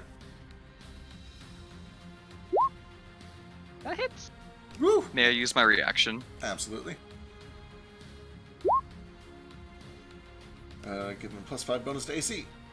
No, it still hits. Oh, My no. AC's really Damn it. low in this one. I'm sorry. It's okay, it was worth a try. Thank you. You need a- Anyway. Does this mean you lose your cool tentacles? No, let me see. I have to do a con save. Dear God, I hope so. Let me- I was hoping DC's to 10. avoid that. Hold on. Oh! And then this one from Blight. She slams a fist out. Missing, I That think? hits. Oh, it does hit. Okay. No, that With a channel plus divinity. 5. Yeah. Oh, the plus 5. Oh, no, that misses. Yeah. Oh, thank you both. You feel this just unearthly cold as this fist slams into you. But the shield protects you. That brings us to Blight. Oh boy. Wait. What does she want to do?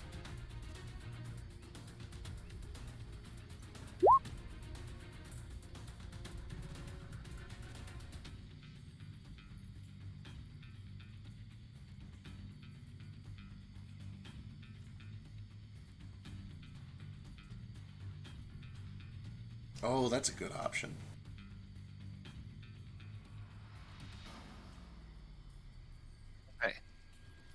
Sorry, Feck. I need to go back again. So, I couldn't do that bite attack at all because I used my bonus action to reach. oh yeah, that's right. All right, I'll Sorry. give her a little bit of health back. You don't remember how much it was, do you? I'll go up to it real quick. It was 18 points of damage. And then also that was what I used my superiority die on. Thank God she has a little health back. All right. Bright suddenly lunges out towards you, Nordo, or at least it looks like it's going to be towards you at first. But then she says, "Oh, finally, it's my chance." She grabs the corpse of the hag from between your legs, yanks it up, and just her jaw splits open down the sides of her cheeks, all the way along the sides of her neck, until this horrible toothed jaw just begins devouring the other hag whole like a snake. Could you not? None of that happens. I need everyone that saw that to give me a wisdom saving throw.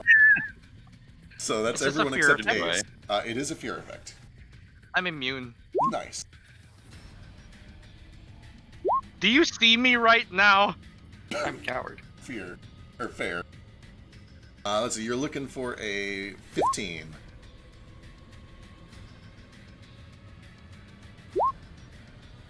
Oh boy.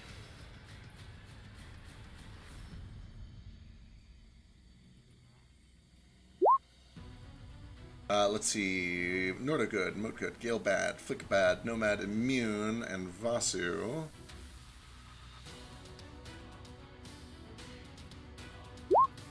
Good.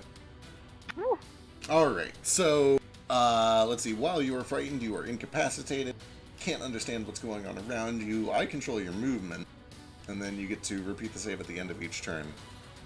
Is Toto's immune to fear, right? I sure as fuck hope so. I hope so too. I need a charm. He's the real right? boy. He's usually affected by Sure ain't. Oh no, he made it though. She is then covered in blood from this other corpse, going to leap up into the air and begin to fly. Nordo gets an opportunity attack. Spectacular. Does White fly past me? She flies straight up. Do you have reach? Oh no. I'm technically on top of Nordo? Oh wait, no. Like the doorway is here? Yeah, the It's very hard to imagine what's going on. doorway is kind of over Gale here. These are just roots, right? This isn't actually correct. like... Yeah. The Okay, yeah, doorway is no, this I'm not- dotted line. No, then I do So- not. Does this still benefit from Gravel Power Bag? It does, I think, for the whole round, right? Outstanding.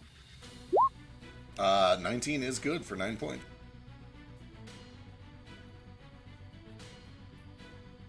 Alright, that brings us down to... Oh, right, Toto also lands for 25 for 10.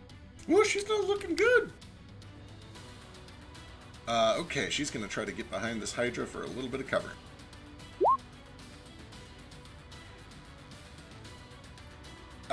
Gale is incapacitated, but also that misses. Does it fly past Vasu at all? We've Uh, got 10 feet. No, she goes straight up and then back, so I think his 10-foot reach ends at here. Yep. Anyway, that brings us to Gale. I get to choose what you do. That's crazy. In this just panic and stupor, I'm going to say that Gale uses half of his movement to dismount, and just tries to get the fuck inside. But then Toto can still do whatever Toto does. And then you can give me a save. In the replay? What's that called? And rebound points. Oh, no. All you control is my movement, right? Correct. With that said, you are incapacitated, so you can't take actions. Just want to make sure that you weren't, like, missing an opportunity to have me attack my friends. I wish. Toto is very sad, and he's just going to start saying cat a couple more times. Perfect. Photo. Excellent. I'm gonna trot Ah. over here.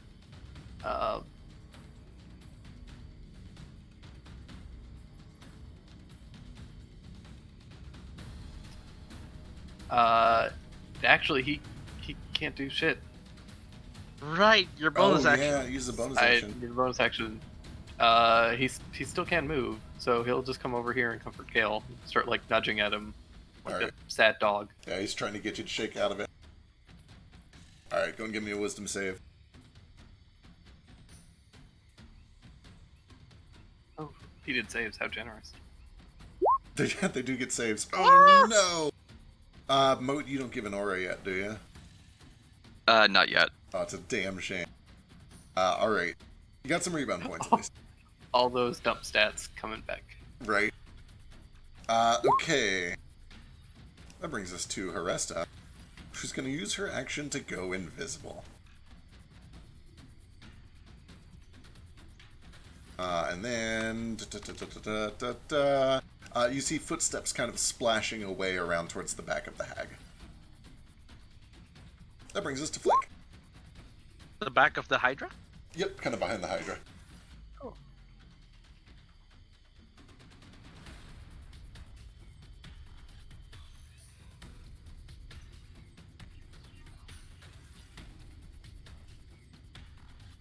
Do we have a Flick? Oh, right, he's afraid too. You don't do shit. Oh, is he? Yeah, I forgot he failed on that too. Oh. Yeah, Flick just uses his movement to get the fuck away as far as he can, and then he can make a save when he gets back. That brings us to Glenelly, who is dead as fuck and has been eaten. Moat. Didn't do shit. Okay, Rough question move. about Vasu's weekly special skill thing. So it says that I get to cast the spell. Am I allowed to spend sorcery points to quicken it? Yeah. Even though... Okay, cool.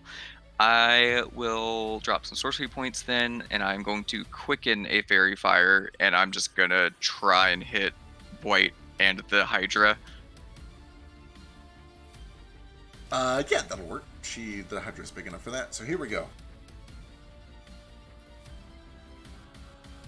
We get the other one. Maybe. Hopefully. Somewhere. I do try to aim it kind of back, if that makes sense, since I saw her walking back that way, does. presumably. You would know that Blight is 30 feet up in the air, so if it's on the ground, it would not hit her. Okay. Because 20-foot cube. Okay, did I see the footsteps going behind the Hydra? Because I'd rather try and hit the invisible one if I think she's back there, but if I don't think she's back there, I'm going to go for the two that I can see. Gotcha. Yeah, she didn't take the hide action, so you know that something is running around towards the back. Okay, I'll try to hit the Hydra and hope that she's still back there. Cool. Oh, Hydra, I think, failed. Oh, Hydra's already failed anyway. And then... Yeah. Oh, thank God for magic resistance. Oh. Oh, that's bullshit. Yeah. Got excited for a moment there. I did too. It's okay. Ace can take care of that one. True. Okay. And then I will step out here. This is a door, right? Yeah, beads. Okay, cool. I will step out and I will just take a couple attacks on the Hydra. Flick, you can give me a wisdom saving throw. Yeah, you pretty much just ran away. Okay. Oh wow, Don't forget that's the terrible. RP. 13 does miss. Alright, second attack. Oh, thank God. And then obviously I have to smite that. You got it. Oh, that's delicious. I would like to use Vasu's team attack. Same And with his ring. then, sorry, I still don't have this set up right, so let me do another one for the crit. Damn it, Vasu, even when we're controlling you to be closer. You did. Oh, the second one is good. Holy Moses. He takes both of these? Oh, shit. Oh, right, because it was a crit. Yeah, sorry, I don't have it set up for crit damage. I need to fix that. Well, holy shit. So let me check a thing real quick.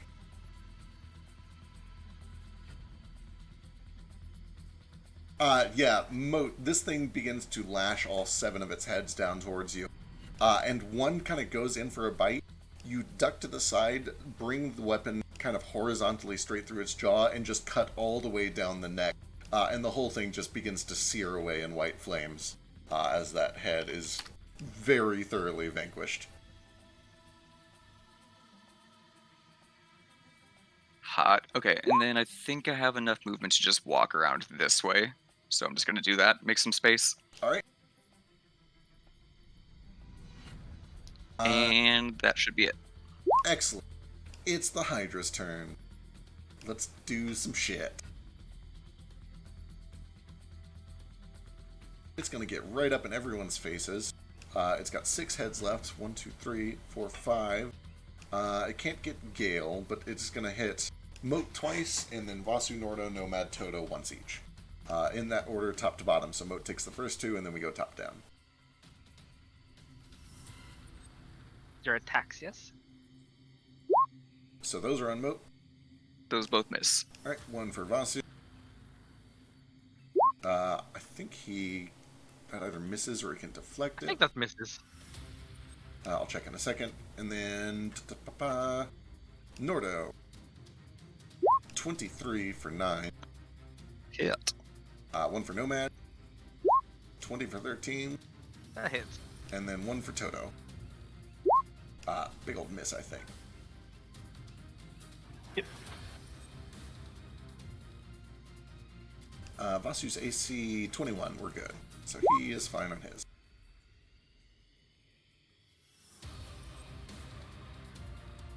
Okay. Excellent. Gale, as you were cowering in this state of just fear and panic and not really sure what's real and what's not, you can't tell if you're seeing things or going crazy, but you see the trap door begins to push its way open, and out come several mushrooms. It looks like the entire garden of mushrooms has just kind of decided to poke its head up and see if you're here. But as the mushrooms kind of emerge, you can see that they break apart into spindly little legs, and they don't look so much like mushrooms anymore, as the camouflage slowly gives way to one and then another very large, hairy, giant fey spiders, one of which comes towards you and the other towards Ace. Gross. This one has to dash to get up on you, but the other one can just bite Ace from there, where it's at.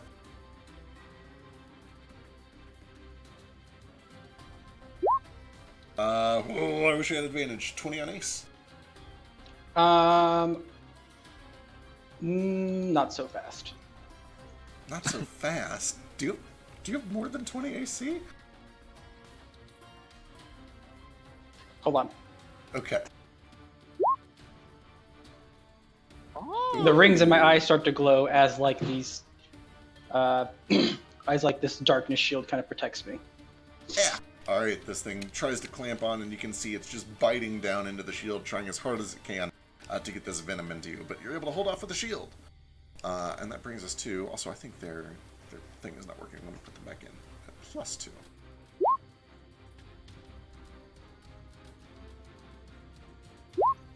There we go. Alright, top of the new round. Nomad, first act. Let me roll a d6.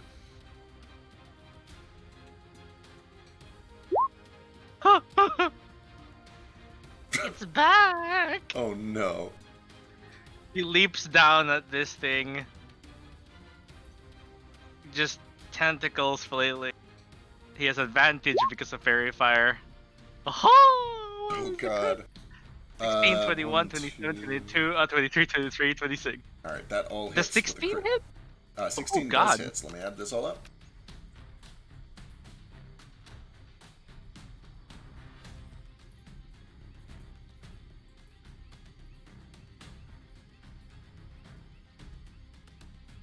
Number 3 is a crit. Oh my. Holy fuck. 95 points of damage.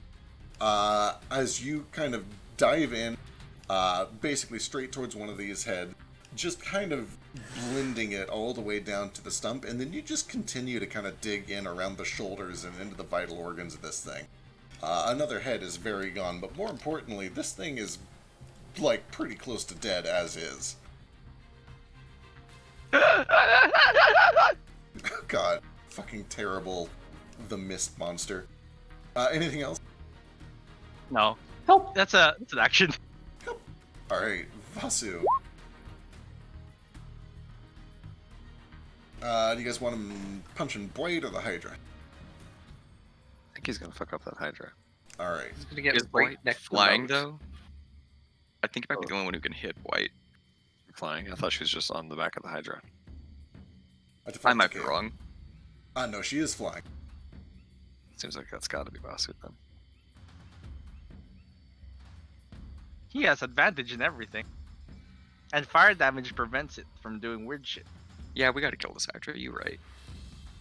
It hurts. Okay, then he will fly up to the Hydra and see if he can finish it off. And then he stays within 5 feet of my next target. Excellent. Yay! Help! Help! Help! That is no good, unfortunately. That one is for 9 magical piercing, and then he'll try to get some fire in there. Do you guys want him to flurry? He's got some chi. He can flurry. Yeah. Do it. Flurry, man. Do some kickies. Make it fire. Alright, fire kickies. Uh-oh. 24. He's got advantage. Oh, right, because of fairy fire. Yeah, 8. Yeah, the second one actually does it. He is able to throw these gouts of fire towards the last few heads, and kind of into this massive wound that Nomad has started for him. And with that, the many-headed snake falls. And then he immediately wheels around to get right up in Blight's face. Of course. That'll bring us to Ace. All right, disengage. Good 1, 2, 3, 4, 5. Get up here. Where is that invisible bitch at? You can see that she is right here. How far away from everyone is she?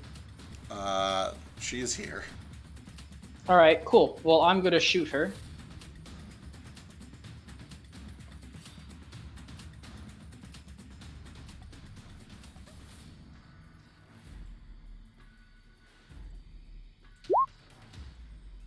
$25 is good for 6.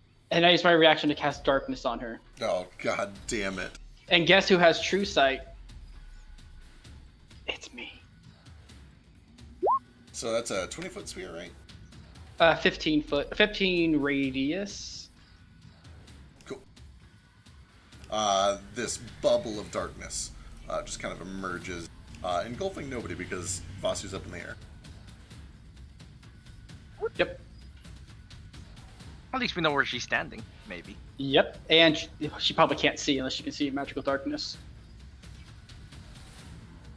Help! Nordor, there's a giant spider following me. Help! The 28 is good for another 10. I'm so happy that I can now cast darkness and then shoot people inside of it. It makes me so happy. You can see in magical darkness anyway as a Gloomstalker, right? Nope. But my true sight monocle lets me. Yeah, it's perfect. Alright, you see this entire sphere of black just kind of buckle as the 2 shots sink into it. Anything else? We have more. We have spiders, and that's my turn. Alright, back to Flick. You continue to run away from the spiders, but then you can give me another save. Okay, do I have to announce I'm using these points before I use them or no? I think you can do it afterwards, kind of like Bardic. If it's for the resistance thing.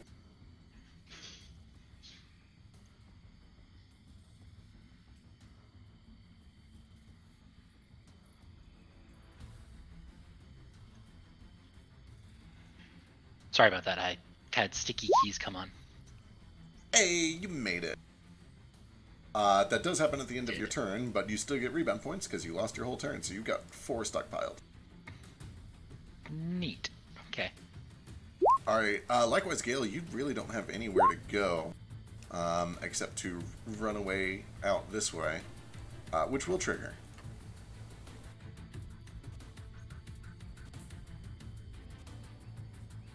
I think Toto can still impose disadvantage, right, as a reaction? Sick. So 21. Still hits. Ugh. I need a Constitution saving throw. You're good. So only half of that for 14 total points of damage. And then you can give me a saving throw. I did. Oh, excellent. Hey, you're good too, and you've got 4 rebound points to play with. That brings us to Invisible. My turn. I'm going to use a rebound point to cast a cantrip real Excellent. quick Hell on yeah. the spider here that I can see. Fire away.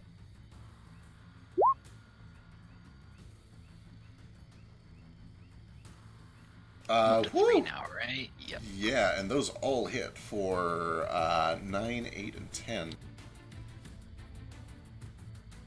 27. Damn near takes off like 2 or 3 of this thing's legs. You can see that as each leg goes flying off, blasted into bits, it just kind of dissolves and dispenses into little bits of mushroom that all kind of splatter into the swamp. Cute. Okay, now she can go. Alright, what does she want to do? She kind of wants to live.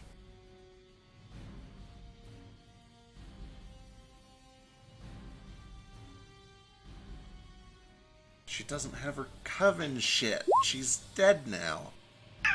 It's because you ate your sister, you crazy lady. Fuck. Well, she wouldn't have got it from if she was dead, or if she was unconscious anyway. Fair. Yeah, shit. No, she's gonna fucking bolt. She will dash, this way. Running 60 into a feet. tree. Oh, that's a very good point. Let's see. You just see the darkness running. that Yeah, way. the rest of you guys just see this sphere of darkness run, and let's see. Yeah, smack into a tree, right about here, fall prone, stand back up, and get about maybe 15 more feet. That's as far as it can get. Yep, that's all she's gonna do. The spiders, well, this one really doesn't like what was happening to Flick. Or with Flick. It is gonna go chase Flick down. Wait, does it have the movement for that? How fast these? Were you moving me 40 feet, by the way? My base is 40 with the shoes. I was, which is why it can't get there. Shit. Are our shoes always active? Yeah, it's just a passive buff. What? Oh, okay. Alright, this spider is gonna climb along the side of the tree until it's right up behind Ace and is gonna try to take a bite at Ace.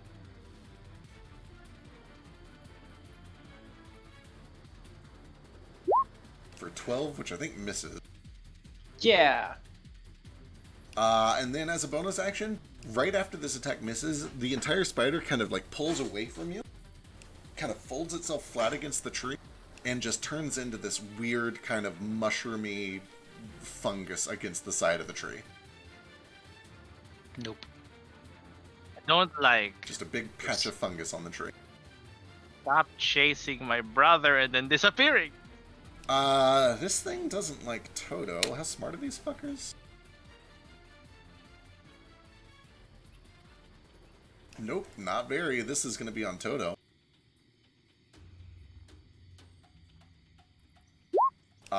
Big old miss.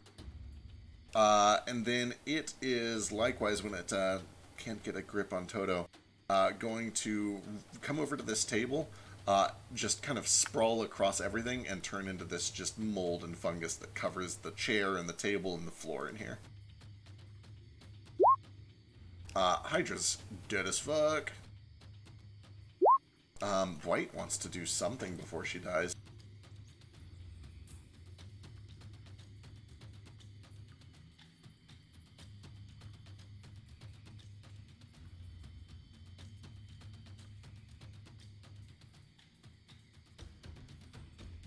Oh my god, that's so enormous. Oh yeah, she's gonna do it. You idiots, you fools, you've messed with the wrong hag. She's gonna fly around to get kind of above Vasu, about 40, that way she can look straight down on all of you.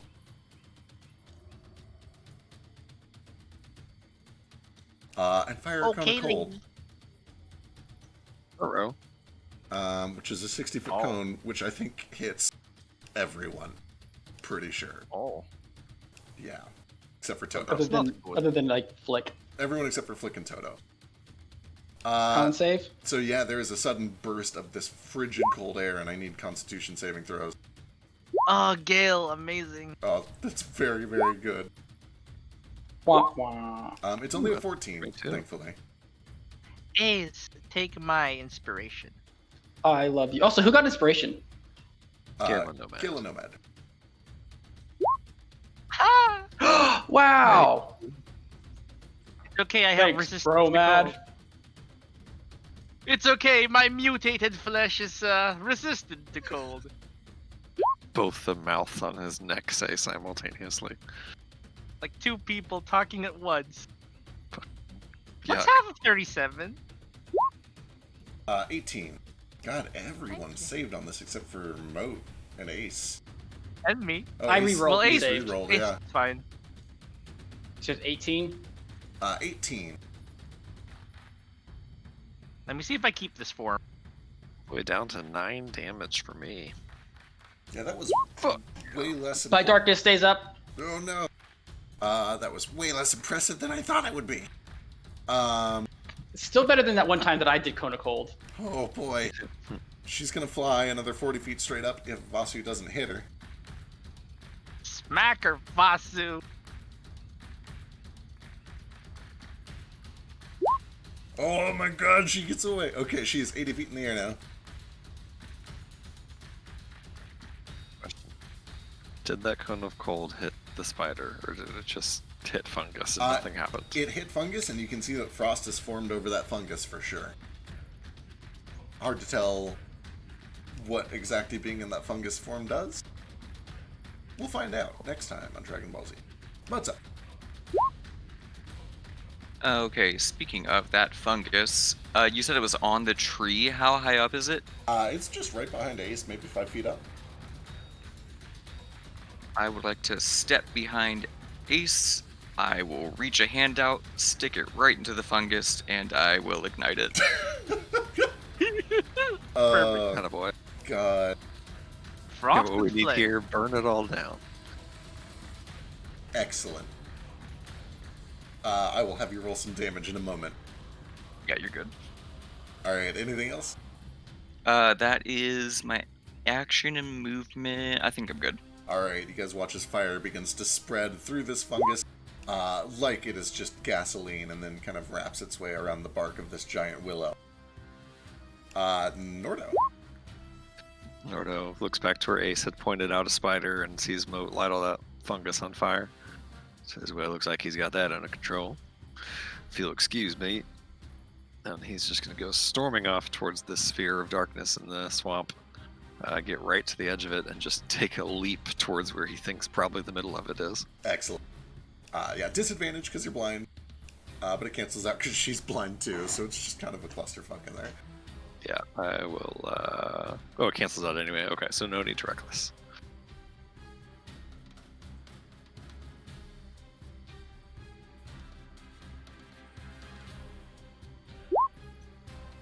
Oh, yep, that's good. And when that one swings through, I'll follow through with my fist and attempt to grapple her with a superiority die.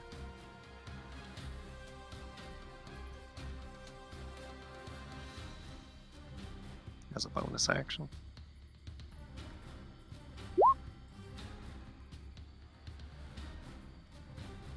Uh-oh.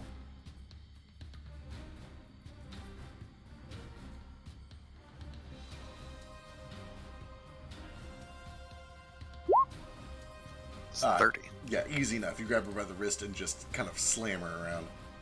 Oh, I didn't see her roll. That's funny. Okay, cool. So she's restrained now, and I will do a second attack. Just one-handed now.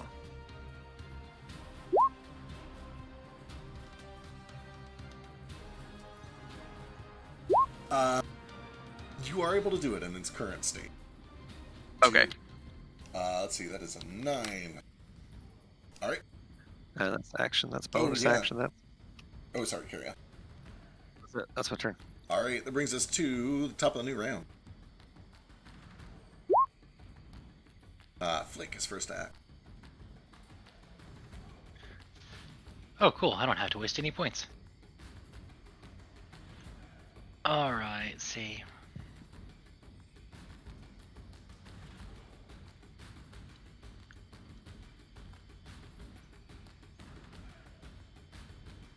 Get her.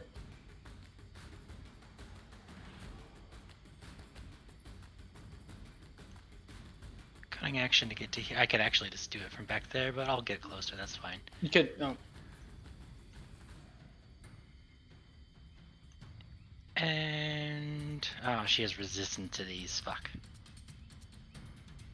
you have advantage on this one. Woo! Holy shit, those all...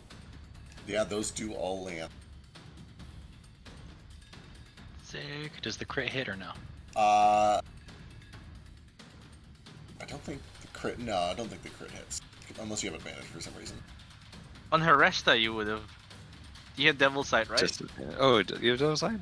Oh no, Devil Sight doesn't see. I guess it does. Devil Sight, It does. or Devil Sight does see through magical darkness. With that said, I thought you were aiming at white, right?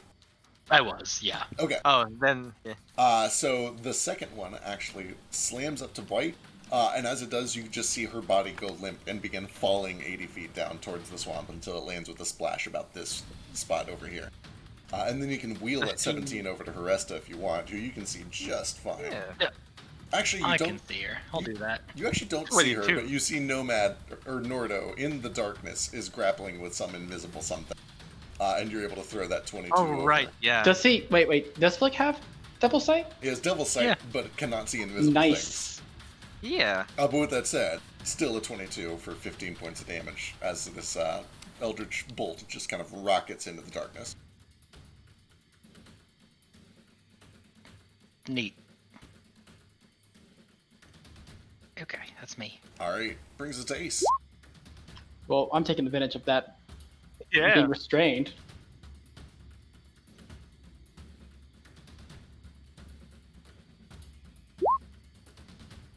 Whoo, 20 points of damage. Yeah, there's not much you can do as she's just being held down. 9 more. She's still barely up. I think that's my turn. So, Alright. next time I see someone like move towards her to attack, I'm going to drop concentration. Alright. And Nomad. I don't get that So back. just kill her anyway. Yeah. Nomad goes over here. Breaches As- into the darkness. As Nomad reaches the darkness, I drop concentration on it so we can see her being restrained. Alright. Alright, she's invisible, right? She is still invisible, so it cancels, but... Gotcha. He sighs, dropping the form. You see, like, the tentacles just back into him like noodles. God. And he's just gonna try and, like, firebolt her. Alright. Disadvantage. Doesn't it cancel out It because cancels she's with restrained? Yeah. It's just a regular shot. Fire Oh, away. yeah. Okay. Sure. Because my special grapple also restrains. Oh, that's a real good grapple. Yeah. Special grapple. The crystalline rocks growing from Norda's fist holding her in place. Yeah. It's like, The fire quickly kind of smashes her right in the face and then begins to spread down the length of her body. And eventually, Nordo, you feel the resistance stop. Nordo cries a single Native American tear for his lost temporary HP. sorry for your temperature. We did it. Yeah. You guys, Spider to kill. you guys kind of turn to all of this mold and mushrooms to, await the spiders popping back out. But, a few seconds go by, and then 10, and then 20, 30 seconds go by, and the mold just kind of stays there. They don't ever pop out. Okay, I guess they've skedaddled. For what it's worth, I do use control flames to just keep it from Just catching in the case. tree. Yeah, Okay. yeah. I'm not actually trying to burn the entire forest down. All right, you're able to kind of catch things before it spreads too far around this tree. Now For that sure, it's would like run up in like a blood rage and just smack a few times at this burning pile of mushroom. mushrooms. yeah, Excellent. now that like it's semi-safe around here, Nova's gonna check the bodies of the hags, see if they're carrying anything good, and the Absolutely. rest of the huts. I'll I help. guess. Yeah, let's do it. Let's investigate with each other. Do you just want to do it separately? You have advantage on your own, right? If I use my spyglass, if I'm allowed to. Yeah. Yeah, you guys can each do it. So yeah, we'll just roll separately. That way we have 2 checks. I can investigate again. Not very well, but let's see. 18. 27. Jeez. So, Christ. Nomad, you do a pretty thorough search of the green hag. Her body does eventually come out of invisibility, and you're able to search carefully. You can see that she's got a meager amount of money on her, probably about 4,000 gold. 10 gold pieces, Okay. which is way more than a meager amount of money. But, you know, Yeah, that's like that's $800. yeah, it's 800 bucks on her. Um, She went out and have fun. I'll add this to she the gold pile. has just kind of a weird collection of she's got some mushrooms on her. She has some like wet, mushy plants that she's just keeping wrapped up in leather. And you unroll it, and you're not really sure what to make of it. She's got the coin purse with a little bit of money on it. She does have kind of just a small knife. Doesn't even look big enough to be used as like a weapon or a dagger. It's just kind of a normal knife. Ritualistic. I Um, will collect these things anyway. Yeah, not even a ritual thing. It honestly just looks like a survival knife or something like that. For budding. Whatever. Yeah, maybe like a gardening knife or something like that. Oh.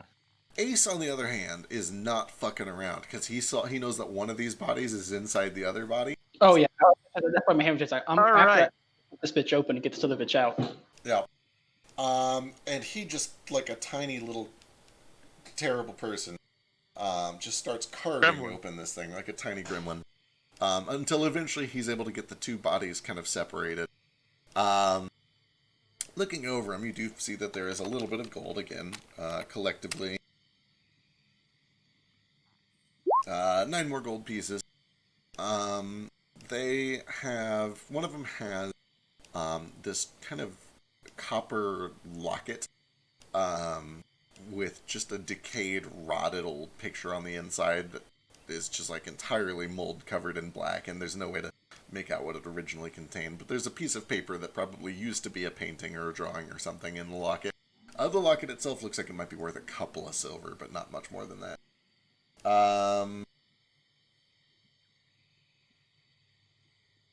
Yeah, that's really the only thing of note that you find on either of those two bodies. Hey, Nomad, can you use magic to fix this painting? This painting? Yeah, the locket. Oh, Mending? I could try mending it. I don't. If it's not, if it's destroyed, yes. But if it's marred, I don't think I can do that.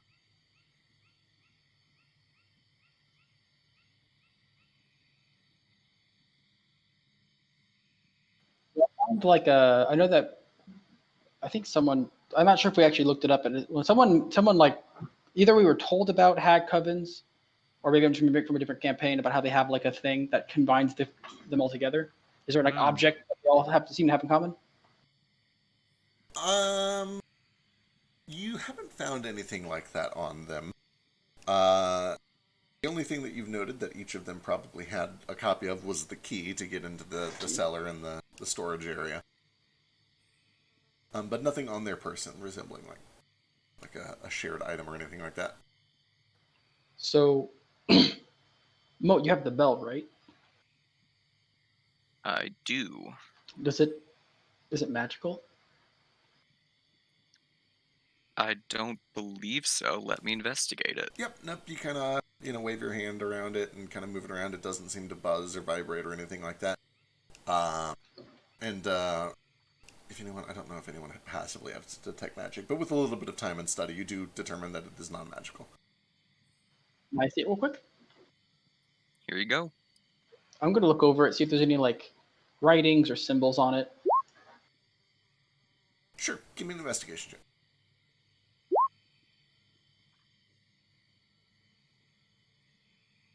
Looking it over, it's very nice. It's very ornate. It's in pretty good condition. You can see that there's some Sylvan writing on it. It reads, when the fires of morn spread across the horizon, ring this bell to preserve the cold. And then on the inside, there is etched in Sylvan the Oigerkelin family. Do you think that the Ice Queen wants this to keep the court in winter? Durkin? Oh, that's her family name. Yeah, it's I'm possible. assuming that she rings this bell whenever spring starts to come and it keeps spring at bay and keeps winter longer. Yavas is probably collecting the basilisks, their hydra teeth. Oh, no doubt. And scales, I'm assuming. I'm assuming that their scales are pretty expensive. Oh yeah, I remember he likes making stuff. Like that cloak out of the flying snake. Yeah, I wasn't sure. I was thinking of your campaign. I wasn't sure if that was like an all hack thing, or Oh yeah, you wanted a religion check. Now that I'm back in my faculties. Not insane. Well, Go ahead and make that roll, but then real quick, let's cut to Norda. What's up? sure. Sure. He's just gonna go back down into the basement cellar, and if any of those useful mushrooms that he recognized are still there and they weren't all spiders. your mic up. There we go. Sorry, is that better? Yep. It was. Still Right. heard you, but you're really soft. So if any of those useful mushrooms are still down there and weren't just spiders, he's gonna gather those up. Yep. You go down there, and you do find that most of the mushrooms are still in place. Go ahead and give me a survival check to kind of harvest the ones that you think are potentially useful.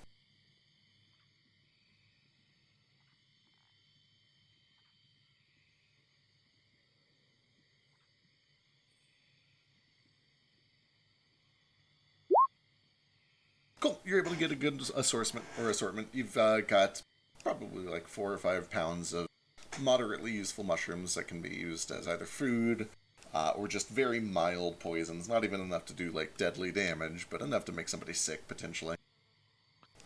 Those And the ones you crush up will described make that light. light up. Yep. Yeah. Okay. Cool. That was the most interesting one. Absolutely.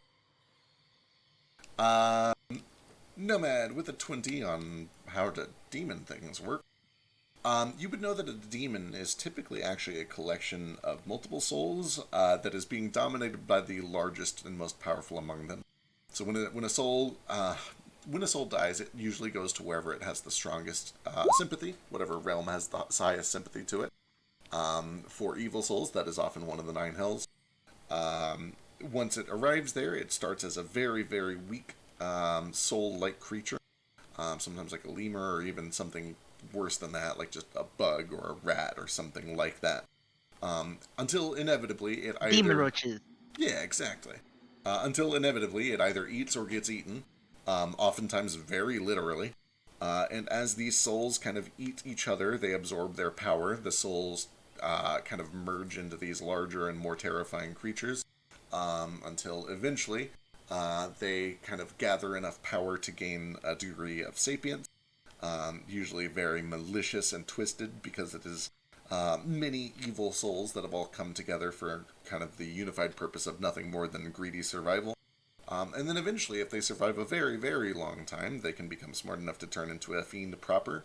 And then some of the strongest ones continue to defeat and eat and consume other fiends until they become very powerful demon lords.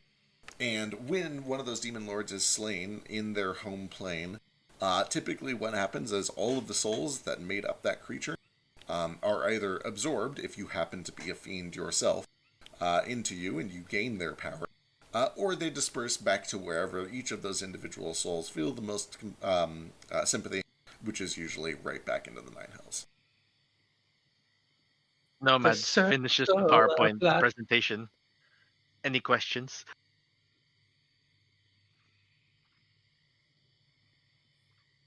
He's just folding up the board again. Do they remember?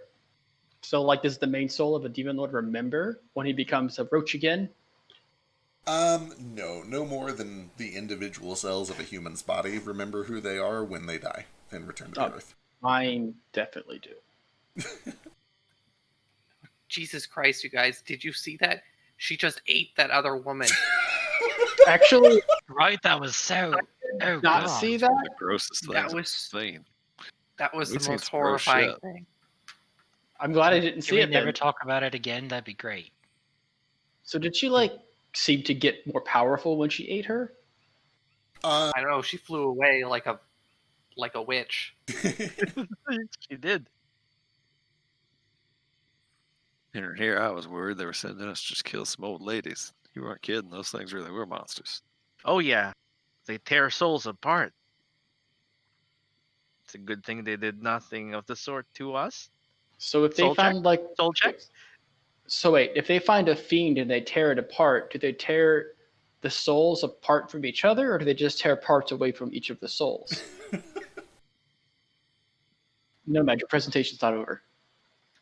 Take it out again. So, okay, if a hag was to potentially use part of a demon to fuel an item, they would technically be taking several dead and consumed souls and stuffing all of those, like multiple cells of an arm of a creature, into an item. So technically it is Be many more cells. powerful? So it'd be more powerful. Not necessarily. Because typically You would need the main soul, I imagine. Maybe. All right. Thank you, Nomad. So should we just start heading back then? Yeah, Or do you we guys- should go. Yeah, we got what we need here. Let's get out, I'd say. Do I know of any I guess pricey pieces of either a Hydra or a Yeah. glass cat? Now that we have some time, may I use my detect magic and just do a sweep? Absolutely. You don't get any super unusual pings that you haven't already discovered, like some of the potions that you found down in the room. Ace, to determine the price or value of something, normally that would be a history check, but because it's a body part specifically, I'd let you give me an int survival. So history or int survival, either one's fine. Nomad, give me an investigation check. Sure.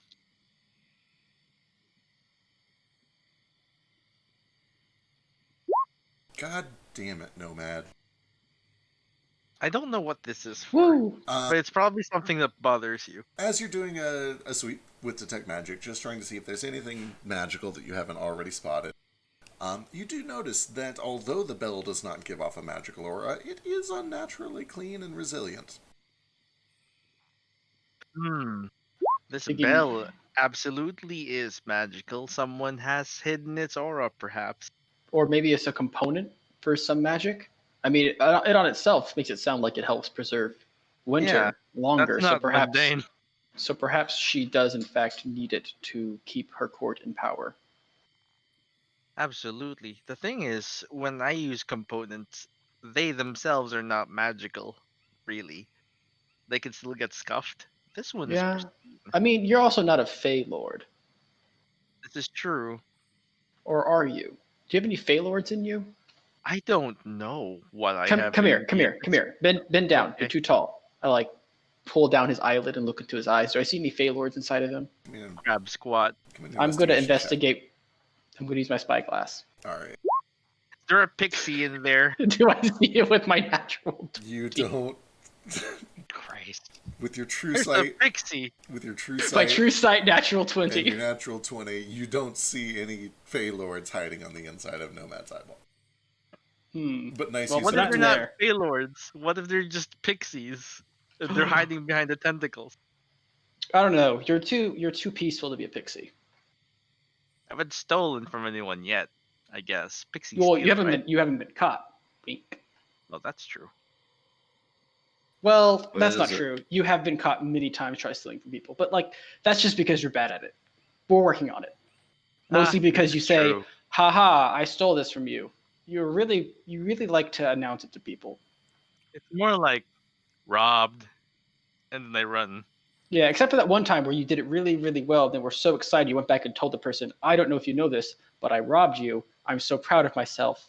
Here's your item back." I thought they needed to know. They did not appreciate it as much as they should have. They could have at least said congratulations. Rude. Rude. They are very rude. As far as I'm concerned, it ain't really any of our business if this bell's magical or not. We did what she asked us to do as long as she holds up her end of the bargain. Which call this place quits. Get back to our business. Absolutely. Agreed. Yo, let's get out of here. It's gross. I don't like it. All right, let's go. All right. You all wrap up your business here, and you start to make your way back. Let me get a survival check from somebody to kind of navigate the way back home over the next day or two, I can't get lost. except by magical means. That's true. Well, it's not magical here. That's nonsense. The entire place. How tall are these like plants? A these lot trees? of the trees are about the normal size you would expect. The one that they've hollowed out is unnaturally large and thick and wide. Yeah. Probably they're just gonna about, leave- it's probably about 140 feet tall. That's a really tall tree. That's a nice tree. Shame it's dead. Is it dead? They hollowed it out. I imagine it's dead. It certainly seems like it. It looks very dead and gray and kind of worn.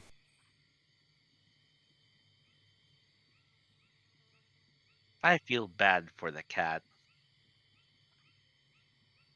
I do too. I wish we could have just. Well, I suppose no sense. It made Crying its over choice. spilled milk.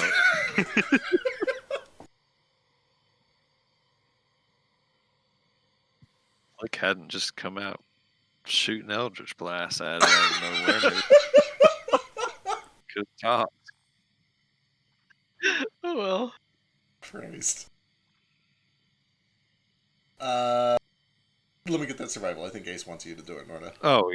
Sorry, I was. I think you're talking better about- at survival than I am. Yeah, mine's an 8. If you're doing a Mine's help, 7. I could help you. I can like be like, Yeah, look, a then- tree, and you'll be like, good job. Okay. you could use your like monocle to help him too, I guess. True. She helped. Excellent. Okay, easy enough. You guys are able to get back after about a day and a half, which includes 2 rests, which means you guys show up there kind of early in the morning on the second day. Go ahead and give me 2 individual 1d4 minus 1 rolls.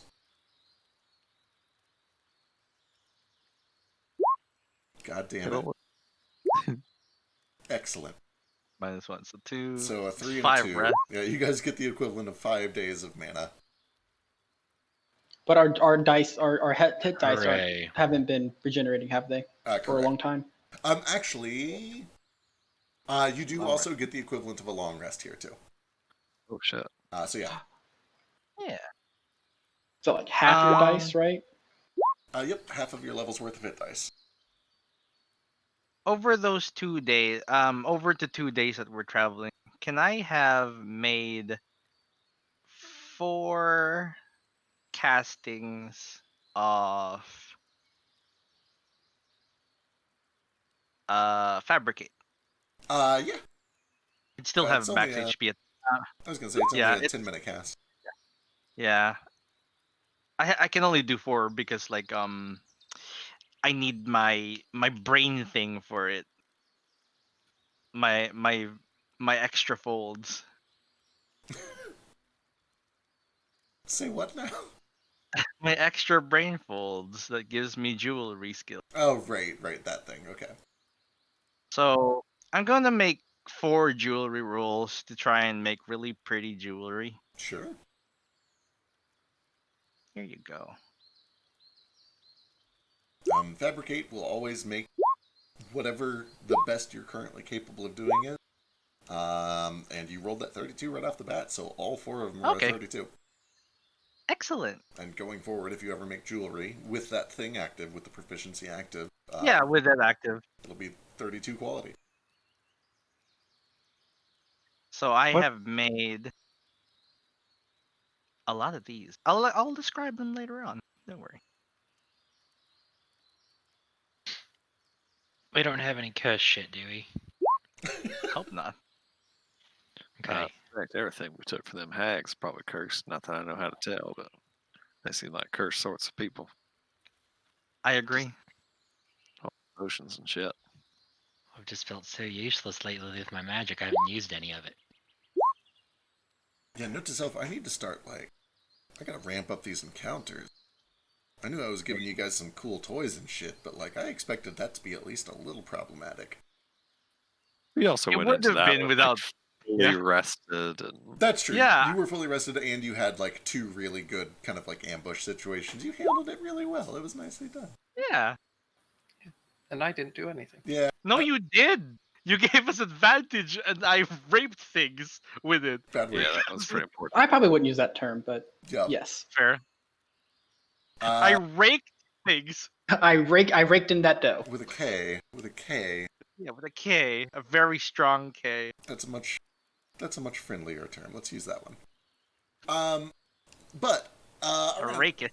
8 or 9 in the morning, you guys are able to kind of make your way back into the snowy castle courtyard of the Queen. And you are welcomed in by the satyr, who asks if you are back on business or if you're just swinging by for a visit. And eventually ushers you in to deliver the bell. You do see that there is a line of people that have kind of gathered to give her presence and earn her blessing. But as you all step in, she waits politely for the current group to finish, but then she kind of holds up a hand and then looks aside and motions you all to the front. And eventually says, "You've returned. Do you have any good I news?" activate my monocle. Excellent. Wonderful. Do you come bearing any news?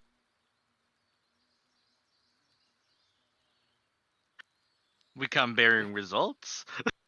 I like results. You found it then. I'll leave this to Gale.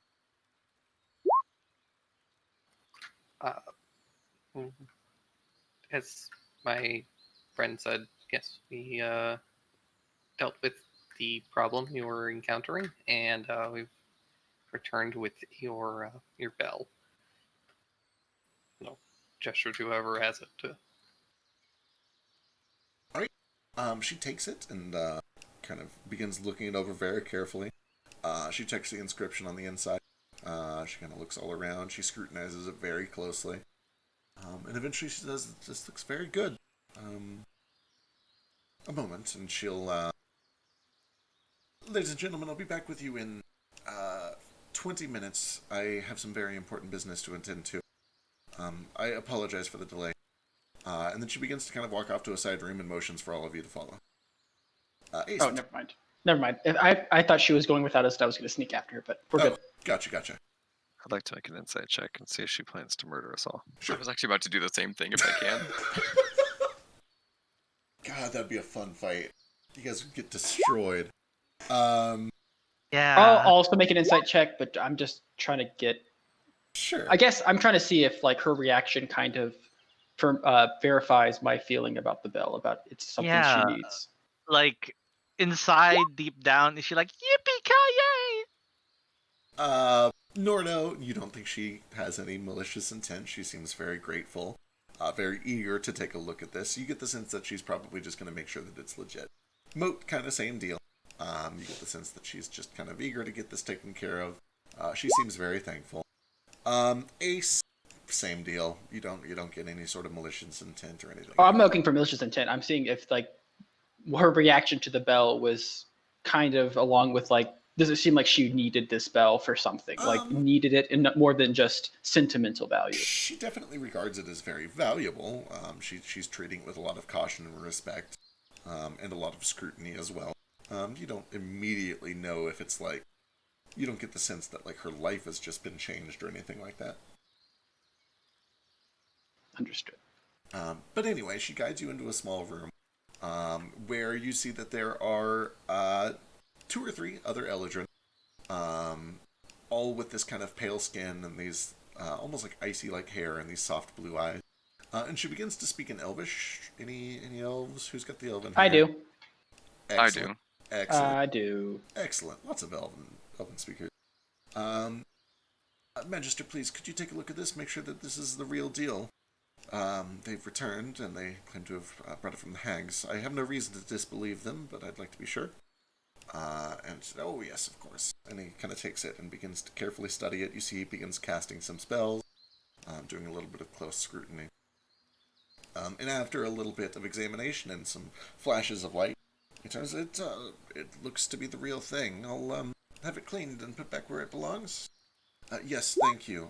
And also, if you could help me for a moment, I need to go through with transferring the curse that we spoke about. Oh, yes, of course. Give me just a moment. I'll go see if I have everything ready. And this kind of older elf kind of goes back out the room and begins to walk down the hall. And she turns and says, everything appears to be in order. We're going to make some preparations, but then we can get you all taken care of. Gale, you have noticed that the weight has kind of spread across your shoulders a little bit over the past couple of days, but you've had a lot of surplus mana, and you've been on top of it with Remove Curse. And you've prevented it from spreading too far. Question: have we had a long rest? Yes, you guys just... We just had one. Okay, Yep. excellent. Let me just put that in. So our HP is at max again.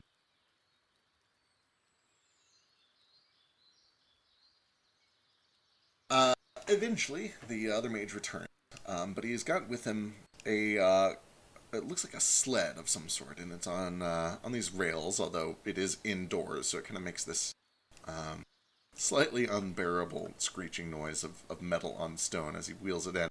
But this sled appears to be filled to the brim with like this slushy, like snow cone ice, just this real lightly ground ice snow mixture. And he looks to Ace and to Gale, says, one of the little ones, right? And she says, oh yes, this one here, and motions to Gale. And she turns to you, this is going to be a quick process, but perhaps a little unsettling. Try not to think too hard about what's going on here. Of course, I understand that we already had a previous arrangement, so I don't expect that to change. But just for my own peace of mind, there isn't like a way that you can make me like immune to this sort of thing in the future. She looks back over to the Magister, and the Magister's like, nothing that I'm aware of, I'm afraid. I believe that I can transfer it into this inert duplicate, and then we can just dispose of the duplicate. I don't know of any way to make you immune to it. Any way to... What is the word I'm thinking of? Inoculate? Is that the word? Yeah. Inoculate. Yes, inoculate. I don't know of any way to inoculate you against this sort of thing. The gods are fickle. They call the Fae fickle, but we know the truth. But they are very powerful, and we can only do so much to intervene on their actions. There may be others more powerful than I, but I am not aware of such a thing. Apart from simply not doing whatever it is that got the curse in the first place, but frankly, I saw the pile of gold that was transferred, and I think you did the right thing. I would have done the same. What about if this service was offered again? Just in case. Well, I suppose that would be up to Her Majesty. So perhaps, I can't think of any jobs that need to be done at the moment, but we could potentially put you to work, especially as the months pass, or the years, and time goes by, and the dawn creeps up the horizon. We'll need to stay that off as long as we can. You've proven to be good at fighting. Are you any good against Eladrin? Those are like just elves, right? A little bit of Fey influence, but yes. Yeah, Vasu's great at that. I feel like he'd be like all real on board if he wasn't so tired suddenly. Well, perhaps when he is reinvigorated, we can work out some sort of an arrangement. Have you on the front line, fighting for the winter. But for the time being, let's perhaps just try to avoid curses. This little thing you're about to pull, it ain't gonna hurt the little dragon or nothing, is it? He'll be all right. Oh, not the real one, no. He'll be fine. It's just last time. The real one? Frodo kind of looks over towards Flick for a second. It's like, it was just last time one of our friends had a real nasty curse like this. They had to chop his head off, and a little baby body grew up out of it. And I'm just Oh, did you have to remind me about that? I'd Well- almost forgotten about it. The trauma of watching that woman eat another woman. It kind of blocked the baby head from my memory, but now... yeah, sorry to bring That's it up. two I just traumas. I'd almost forgotten about both of those instances. Thank you for bringing them both back up. yeah, it's just I Right. don't know what we're about to get into, so I figured it better get our stomachs in the right place. Well, I'm sure he'll be fine. if it helps, you don't have to watch this one. Just takes a I'll moment. Watch. watch the whole thing. It's very, Keep letting little dragon out of my sight. it's very simple. I'm going to create a certain type of simulacrum of your little friend here, and then we'll transfer the curse from your real friend into the false friend, and then we'll just dispose of the false one. Fascinating. What kind of magic do you use? Oh, it's a sort of a form of transmutation, but there's a little dabbling in necromancy. There's no transfer of the Can I actual soul borrow some? involved. What's that? Can I borrow some? Borrow some magic. Oh, you mean you wish to learn my spells? Yes, I only need to look into your head. With your permission. Perhaps once you've sworn fealty to the Queen of Winter, and I know that you aren't going to run off and sell it to those spring bastards. I won't sell it to this. Who are they? Actually, Oh, the Court of Scamalcasta. Or any of the I other have- courts, for that matter. never heard of the other courts. That's just what a Scamalcasta spy would say. Anyway, maybe, once you've sworn against to the Queen. I don't even have genitals. Then why should I trust you? How can anything Because that doesn't they're- have a sexual drive be expected to make reasonable decisions? Right? I don't get it. That's quite the opposite. With the clarity of mind and nothing to sway me like, what, breasts? Whatever it is sexual people are into. Yes, but how do you propagate? How do you reproduce? What are you even? At this point, He's I mean, God. the Queen kind of like raises her hands, like, boys, please, if you don't mind, I did tell them 20 minutes, and it has been the better part of 15. Oh, right, okay. Well, stand right here. You can close your eyes if you want. The two that you want to keep, anyway. The others should probably be open. Moat, what's up? Not a huge deal. While they're doing this, this is probably a pointless endeavor, but I'm going to try to watch what they're doing and see if I could ever replicate it. And I'm less concerned about the simulacrum part and more concerned about how they're actually moving this curse. Sure. Okay. Excellent. I have to assume that Nomad is fishing for the same thing. Yeah. I'm just not being as vocal about it. Sure. I'm too honest for my own good. I'll have you guys make some checks. Actually, go and do the checks now, and the better you roll, the more I'll try to describe along the way. So Nomad and Moat, go and give me some checks. And anybody else that wants to do Arcana. Arcana? Arcana. Arcana. Yeah. You could make a stretch for religion. You might not get as much detail. I'm going to make that stretch. Excellent. I believe in you. I'm gonna do the same because I have the ability to mimic people doing stuff. Do I get advantage because of that? You don't, like, you can reproduce the physical actions of somebody. I don't know if you can, like, mimic a knowledge check. Oh, you're talking about trying to, okay, I see what you're saying.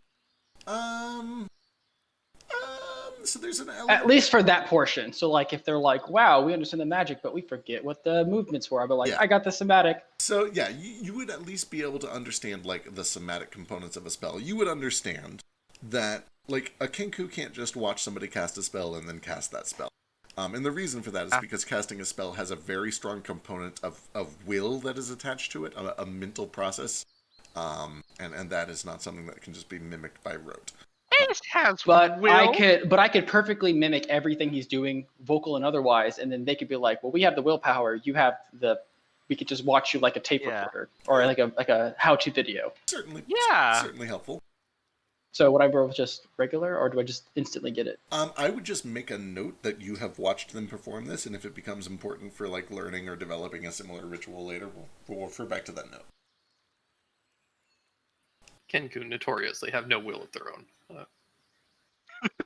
Yeah, but I'm part kobold. He's not wrong. Normally, Kenku generally don't have like a super strong element. They have will, but not really creativity or invention. Ace is They're very creative aces. Ace is very unique in that regard. I'm special. Can't imagine why. My mom says I'm special. Well, she said it once, but like she's dead. No, she didn't even say it once. I think you're special. I meant my real mom. In fact, Nomad. Oh, right. I've never met your mom. What she says about you. Gale is so interested in learning how this all works, but so horrified. He's not. He actually has both of his eyes closed, but since he was told that he had to keep the rest of them open, I was like, well, he has to watch, so the one is actually really appropriate because he has no interest in learning this shit. He's just like, Excellent. let it done. All right. The process is actually very, very quick. You guys watch as Gale closes his real eyes, and then they kind of undo all the bandages, and then all of these other eyes open all over his body. And he watches the Magister. First begins to kind of wave his hands in a ritual. Moat, this part doesn't make too much sense to you, but it makes a lot of sense to Nomad. You can tell that this is probably just either a simulacrum or something very similar to a simulacrum. As he begins to shape this snow and ice into what appears to be a very convincing duplicate of Gale. And that process takes probably a good 10 or 15 seconds until eventually there's a fully formed version of Gale, including the gold bits and the eyes. And then it takes a deep breath, and it kind of looks around to all of you. He's like, oh wow, that worked, in Gale's voice, which I can't do at all. And then immediately, the Magister reaches a hand out and like tries to just cover the false Gale's mouth. And begins casting just some terrible, horrific necromantic spells. At this point, Moat, you get the sense that there's like, I don't know, this is probably a little shady. You're not For this part, entirely... should I roll religion? Your Arcana stuff is still going to go on here. You can tell that there's definitely some necromancy going on here. You can tell that something is being done soul-wise. Some sort of like divert... I forgot that fucking note. That was exactly what I was thinking of too. You just prevented this from happening. How could you? Oh my With god. necromancy. Now I need a Gale simulacrum. Christ, fucking Jerry. You can tell that there is some sort of manipulation of the soul going on. It's not that any is being ripped away or torn or damaged, but there's like some duping involved. There's some temporary displacement. It's almost like it is being like sent through a washer or something like that. And Moat, you kind of get this sense too, although it's mostly guesswork on your part. You don't understand a lot of the magic behind it, just some of the theory as he begins to kind of make these incantations. And as this is going on, the false Gale is kind of like clearly struggling and very traumatized by everything that's going on here, and it's an extremely unpleasant experience. And you watch as each of the eyes on the real Gale begins to kind of wink and fade out and then reappear on the false Gale until eventually his entire body is just covered in eyes that then all begin to go gold at the irises and then spread outward until eventually the whole thing just kind of stops moving entirely in these kind of rigid, twitchy motions. Big Gale goes invisible and tries to run away. From the back corner, the main magister that's trying to like grapple this one's like, now, do it now. And you see the young apprentice is like, okay, I got it. And he tries to cast a spell to dispel the invisibility. Can he do that without Or- verbals? Because his mouth's covered. Toto helps because he doesn't know the difference. Well, this one's naked and lacks a leg.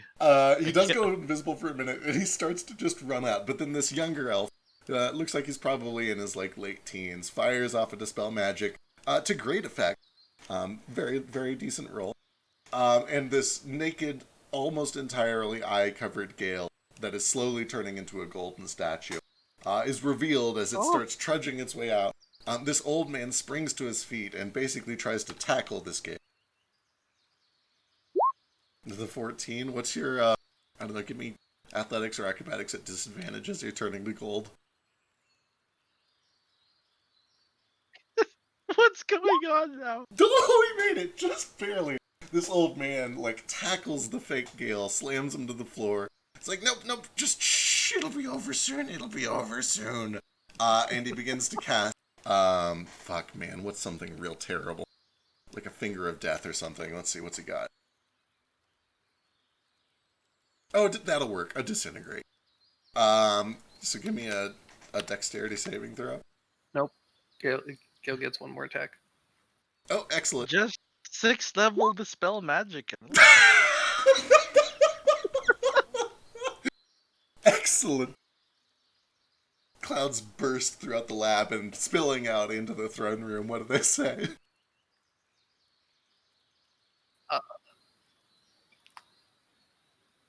Shit, I only get 10 words, right? Yep.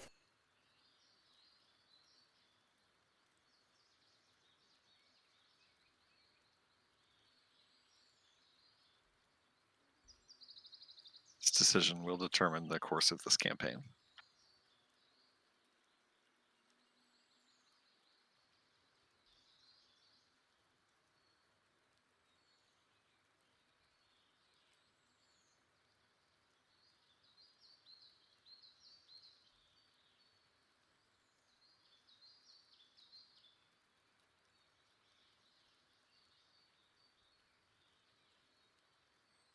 Shit, I said it. Wasn't pushed to talking. Says, a pox on your houses. My death curses your houses for eternity. Excellent. In wispy letters that kind of drift throughout the palace. This horrifying message. Can I do a soul curse check to see if he can curse anyone? With his fading moments, sure, you can give me like an arcana or a religion check. As Pseudo Gale 33. Excellent. As Pseudo Gale sees this flash of green forming at this old man's fingertips and knows that the end is nigh, there is a strange peace but also a bitterness and anger in the knowledge that ghosts are very real, and they often happen after traumatic and terrible and undeserved deaths.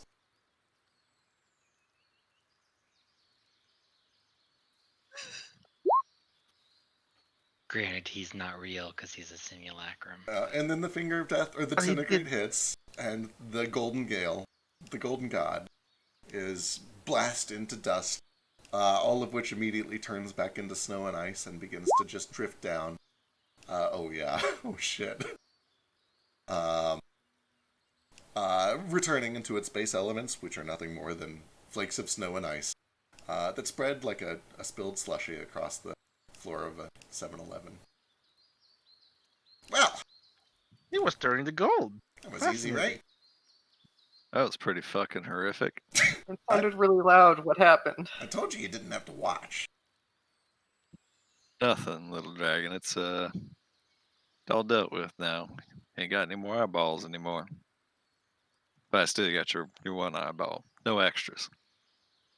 You do see that Check it. lingering in the air is this wispy cloud riding. Fortunately, it's concentration, so it starts to dissipate really quick. Yeah, it kind of starts to just drift He as you was open fanning your it. eyes. Well, the Queen says, I believe that concludes our business. It has been a pleasure. How do you feel? Apex of our hooses? What? Hmm. What kind of ritual is this? A bizarre one. One that, truthfully, we probably shouldn't have done in the palace. And she kind of glances at the magistrate. Sorry, that was feisty. He's got some fight in him, but understood. Your Majesty, we'll do it somewhere safer next time. One last thing, Your Majesty. That other arrangement we talked about, the ship for free. Is that still on the table? Certainly, you've paid for it, and I'm a woman of my word. When you're ready to leave, you already have my blessing to go through the portal, but let me know, and I'll ensure that a ship arrives to take you safely to your destination. Much obliged. And what was the price for that? I never actually took it out of inventory last time. It was 200 something. Wildstone, 225, 30 per pound. 28, 35. I have so many numbers written down. I It don't. was 290 something, 270 something. Something like that. That sounds about right. No, it was 200 something. I'll just take 300. I'll take 30 platinum and hand it over to her. All right. Thank you. And she'll immediately just kind of hand it to the magistrate. It's like, oh, yeah, and he starts to carry it off somewhere.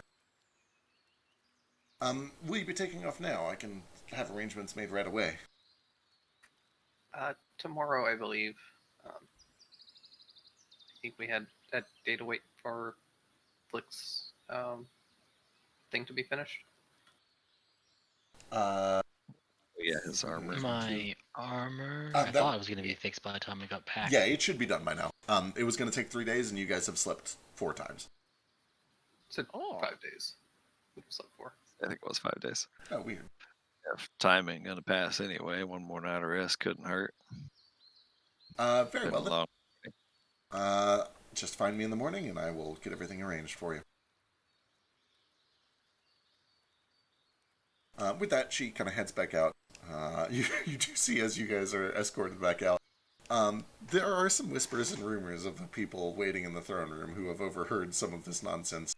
And some are like, a pox on the houses. Like, they've clearly seen some of this cloud or whatever. Says, I apologize. Where did we leave off? Oh, yes, please. What do you bring? And she kind of sits back down on the throne and starts to encourage new guests to come in and deliver their gifts. And you guys are eventually escorted back out. And you have a day in this kind of snowy fairy town to do whatever you'd like, and then in the morning you'll be able to pick up your half-plate Flick. Oh yeah, let's split the Awesome. gold we got. Floor's good really wet here. We should get a janitor or something. Oh yes, do watch your step.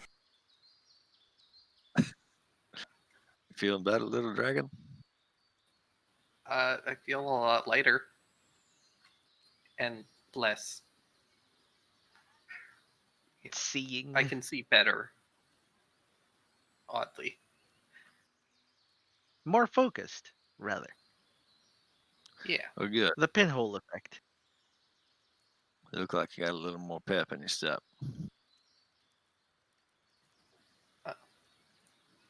A little. I mean, I'm pretty worried about everyone else. So I know that we've all got people on the ship that are pretty important to us. So I don't want to push for this if we don't want to leave them alone for any longer. But I was wondering if maybe we could all head back to Salt Bowl ahead of them and let them take the ship.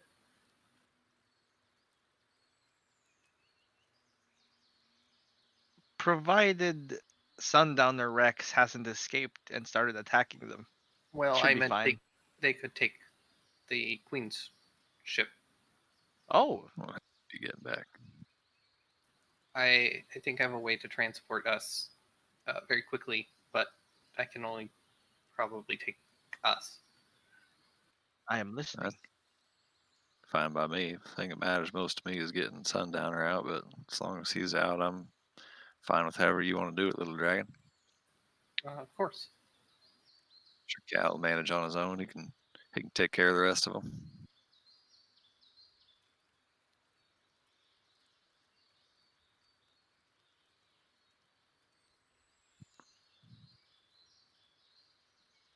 Okay. Over the course of the night, I'll get that rug prepared. Excellent. I'm going to. Just really, really quick. I don't want to spend a bunch of time shopping or anything. They only sell wild stones here, right? No, just regular stones.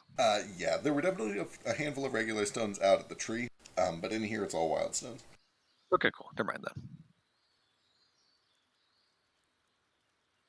Yep, Nord'll make some dinner. Maybe cook up some of those mushrooms that were good for eating. That'll be it.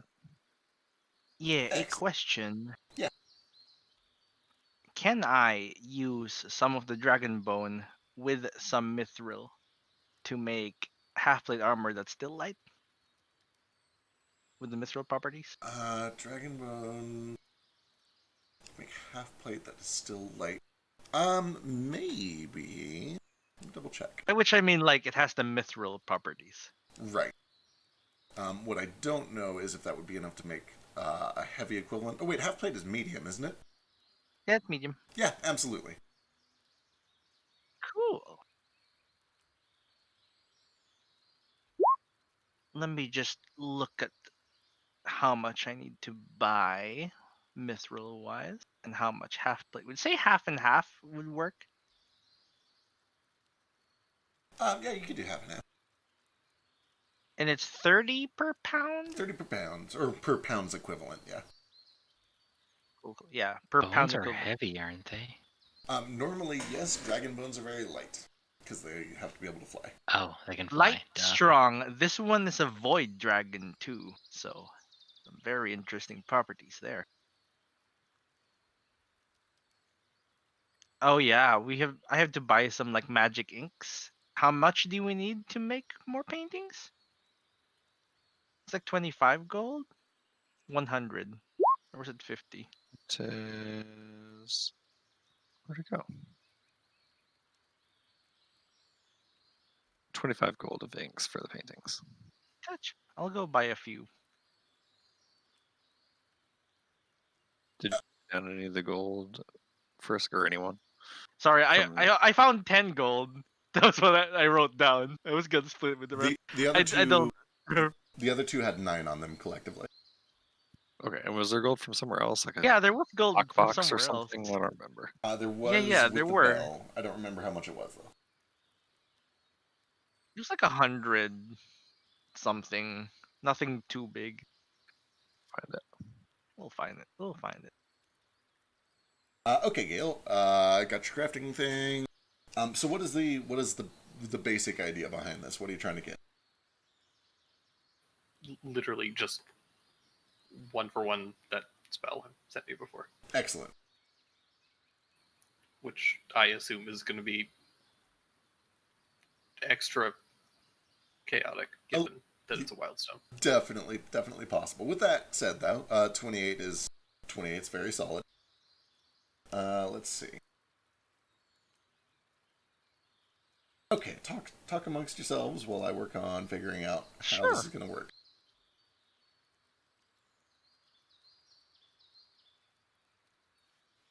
Also prep for a lot of prismatic stones to go in this armor. So Excellent.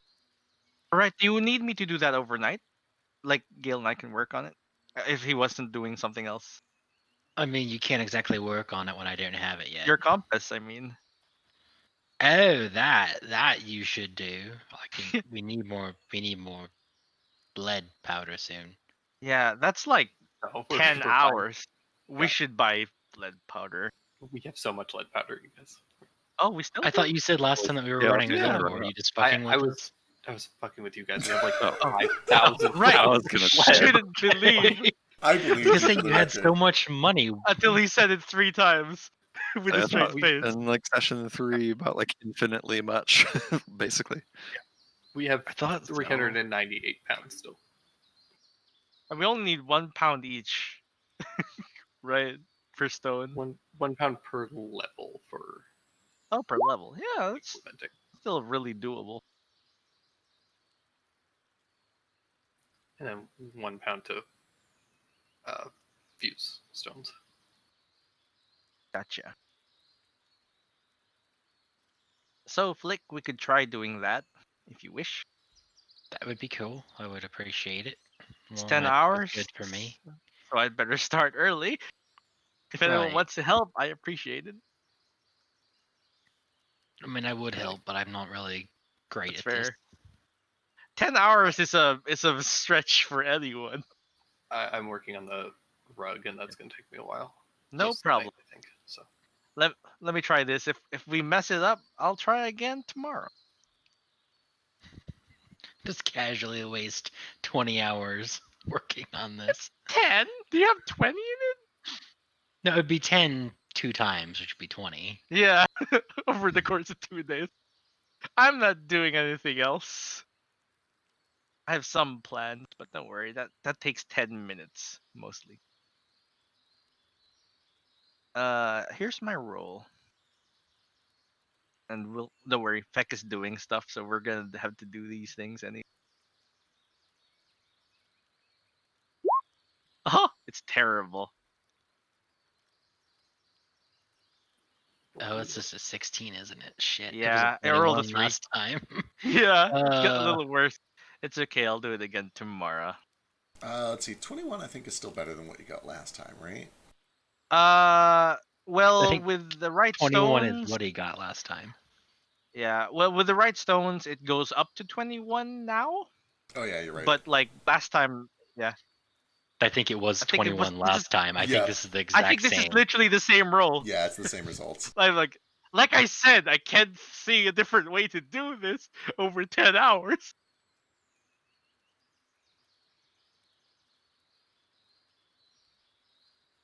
He's All like, right. yeah, Thank he's you for like, trying again. It's my own fault for yeah, getting it fucked up to begin with. it's okay. The card did that to me too, but you know what? That's how things be sometimes. Sometimes it do be that way. Yeah, exactly. No one's fault. Speaking of things that are no one's fault but their own, I I gave away a good deal of that gold to pay for several services. naturally. Of course. Unfortunately, I also gave each of the other refugees about 120 gold pieces. Oh, Which I imagine they've spent on food and stuff already. so what happens? Do they turn into food? I don't know. That's the problem. Like, that's why I want to get back as quickly as we can so that we can Right. try and fix things.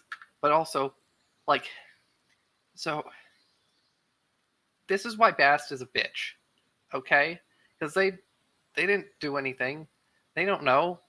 They're just gonna start turning into fucking fish for no reason, and no one's gonna know why. I mean, maybe they're like me and they won't get affected by it for some reason because I don't know. Since Maybe they didn't steal it, I just helped. I didn't technically steal anything. You just carried it for them. They did Maybe. help put it in your oh, okay. they did. So the thing Does is, that make them so the other issue is that even if they haven't spent the money, they can't give it back to me because it's when you do something with the gold that it curses you. So if they gave it to me, then they would get cursed for giving it to me. We can just steal it from them then. this Exactly. is So we have to rob yeah. all of those kobolds of a bunch of money. This- And Azudir, or not Azudir, the other one, White. White, yeah. This may be insensitive. How attached are kobolds to like money in terms of hoards? Speaking from personal experience, extremely. I might be a corner case. Can I do a roll of that? You can give me a history God. check, sure. The pack where I was with, they were fond of it. It's just we didn't find many things to hoard, so we hoarded whatever we could find. I mean, kobolds. I would not say that kobolds are disproportionately prone to greed or the enjoyment of money. If there is anything that they're disproportionately prone to be drawn to, it is the approval of a powerful figure, especially a powerful draconic figure. And those draconic figures are often disproportionately drawn to money and hoards and things like that. So they often view greed and wealth and money and treasure as kind of a ticket to approval. So in that sense, kind of, but not. They don't have a whole lot of like inherent draw to gold, just as like a racial thing. Obviously, some kobolds do, some kobolds don't.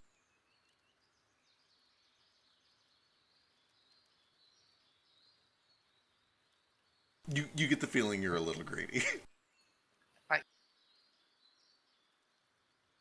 A hard time admitting that, but I admit it anyways.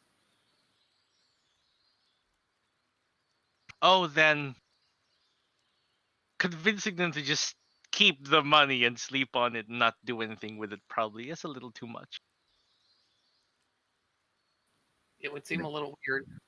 Forgive me if this is just oversimplifying things, but can't you just tell them, hey, that gold's cursed, don't spend it on nothing, throw it away? Well, if they throw it away, something might happen to them. They might get thrown away. I don't know. What if you just have them give the money to a temple of Bast? Giving it away. But if you're returning it to Bast, why would she curse them? Because you're regifting, and maybe she's just a bitch. The way she made it sound, at least the Fey Queen made it sound like it's not really supposed to be a curse as far as Bast sees it anyway. She just tinkering with things, changing things. She probably would think it's just more of doing her work if someone donated to her temple and she changed things around about them. Perhaps if you put it back. Yeah, I felt really not cursed when I was turning into a gold statue like fucking King Midas. I have an idea then. Why don't we just steal the money from them and then Nomad here can use his spell to turn it back into a statue. She likes change. You change it to a statue. Maybe she'll be happy. Maybe he'll turn into a statue. Maybe I will change. Not if he keeps it. I have to keep it just a statue with me all the time. Or we can just abandon it. It's not giving it away if you just leave it somewhere for safekeeping. Well, abandoning it is still doing something. We could So is holding on to it. That's true. So is keeping it in the vault.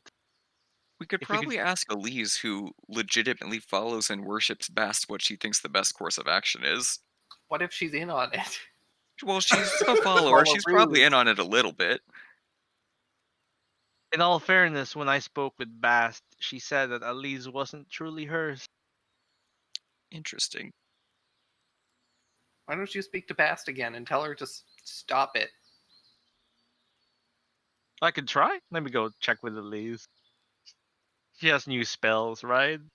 It's been a week. It's only been like a couple hours out there. Yeah, and also she leveled up early because she drew that card. Oh, right. What level like cleric is she now? I gotta double check. I think she's like 9. Elise.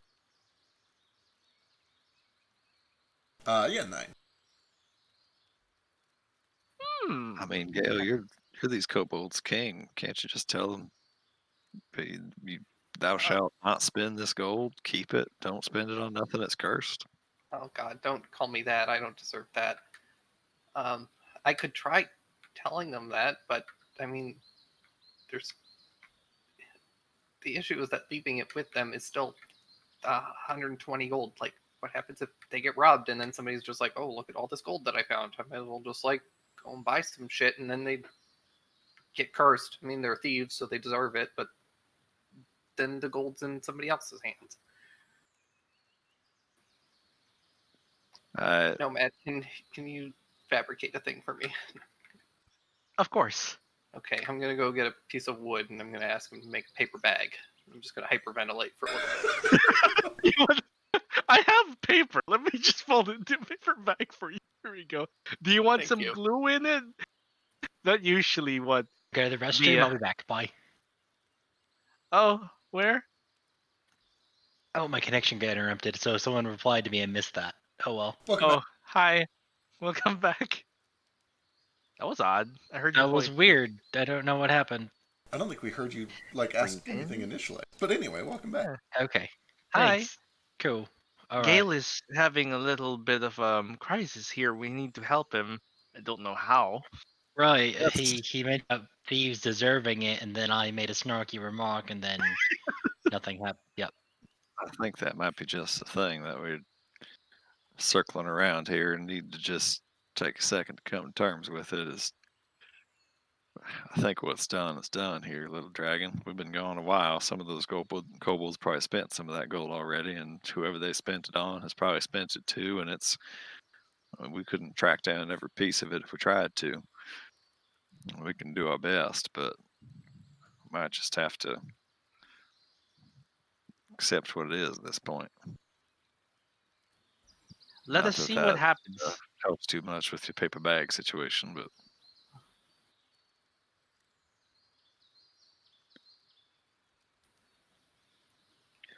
There was this back when I was growing up. There was this like traveling group that came by the city before, and they had this. They put on this play, and I thought it was stupid. It was called Pirates of Unmirage, and I thought it was stupid that they couldn't get the gold back, and were cursed for so long. But now I understand why.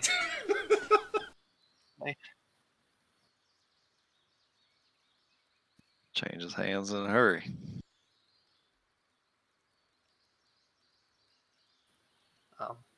Are we all okay with traveling to Salt Bowl kind of ahead of the group after we talk to them? I think so. Can we swap out NPCs first? Of course, Well, they're back there. potentially. Let me double check. So like you guys are in the court. You can walk through a portal and be at the tree, and then you can walk to your ship and be at your ship in like 30 minutes if you wanted. Oh, cool. Is King in our inventory currently? King is with you still. Inventory, because he's an item. We can only bring one.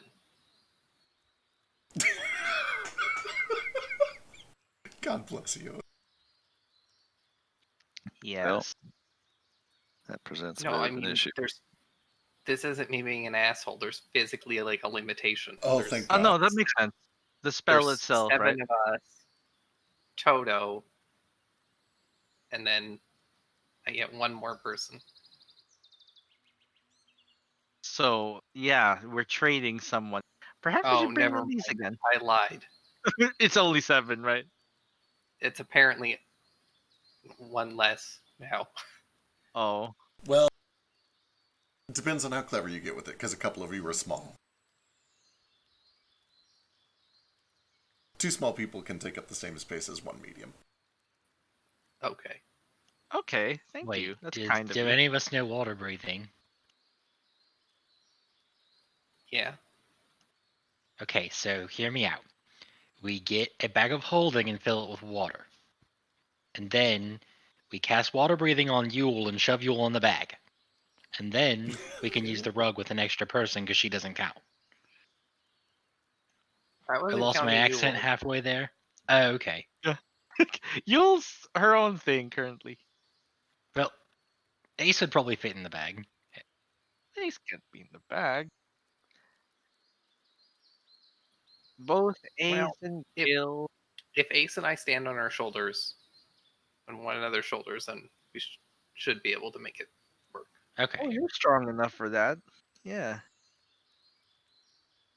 Wait, no, Ace is strong enough for that currently. He's the one wearing Oh. the thing. Question remains then, who do we bring with us? Because nothing against you, Mr. King, but I'm torn between keeping you with us or. Well, I guess I'll just come right out and say it. As far as I'm concerned, King can hit the road whenever he wants. That's not all pretend he ain't going to cut and run the first chance he gets anyway, so. Oh, he's not wrong. I was going to leave the gold. far as You I'm were a great concerned, service. Was is in past tense, and you're taking it with you now because that doesn't really mean much. Well, I don't know. I'll take it if you want me to take it, but No, I'd rather you leave it, but the way you said it, it made it sound like, oh, I was thinking about it, and I'm gonna say it so you think I'm a good guy, but All then I'm right. gonna pocket it anyway. All right. Well, well, let's at least wait until I get out there so I can leave it on a table with a note. That way you think I'm a good person. Right. being Sounds the good. being the one who paid you the gold, I consider our business settled. If you feel like you need to leave some behind to feel good about what you done for us, that's up to you. But Oh, what I want to make sure of is that we're on good terms. that's very generous, Don't but need you I've coming seen. back and stabbing us in our sleep. Right, I've seen how the eight of you fight, and frankly, if we ever meet again, I'd rather be on the delicate end of all of that. So I'll try to leave on good graces. I'm much obliged. Your services were very helpful. Fair weather to you.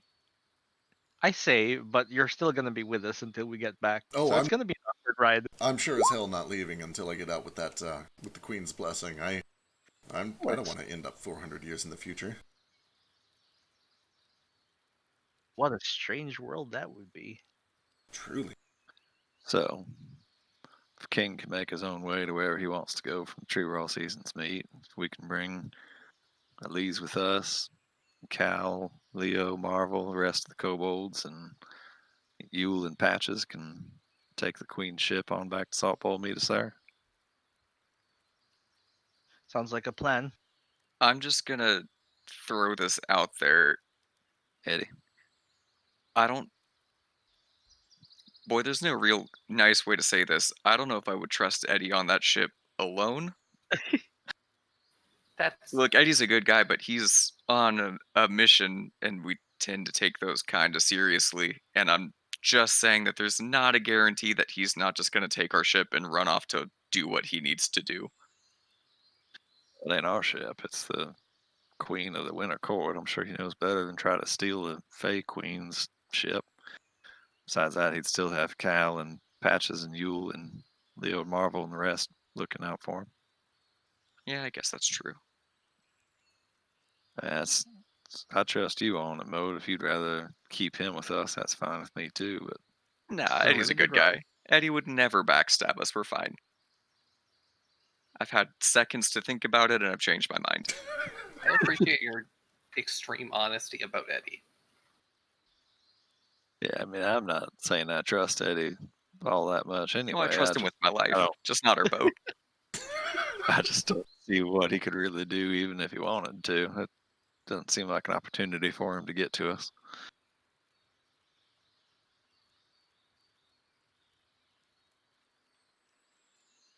What I'm saying is we got to let go of all these NPCs eventually. You do have to set them free at some point. Yeah. Little Dragon, didn't you say the new ship in Salt Bowl that Joke is building also doesn't have room for quite as many people as the Sundowner did? Yeah, unfortunately. That's all fine and good, but we'll have to make these kinds of decisions eventually.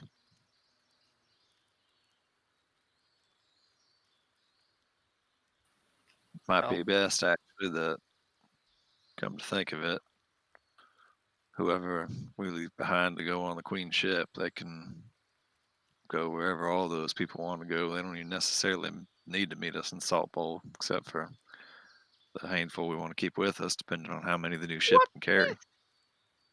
You guys have had this a long time. Flick just threw something in it. Oh, cool. Yep. Sorry. I figured. well, we're deciding the fate of all of these people without their input or consent.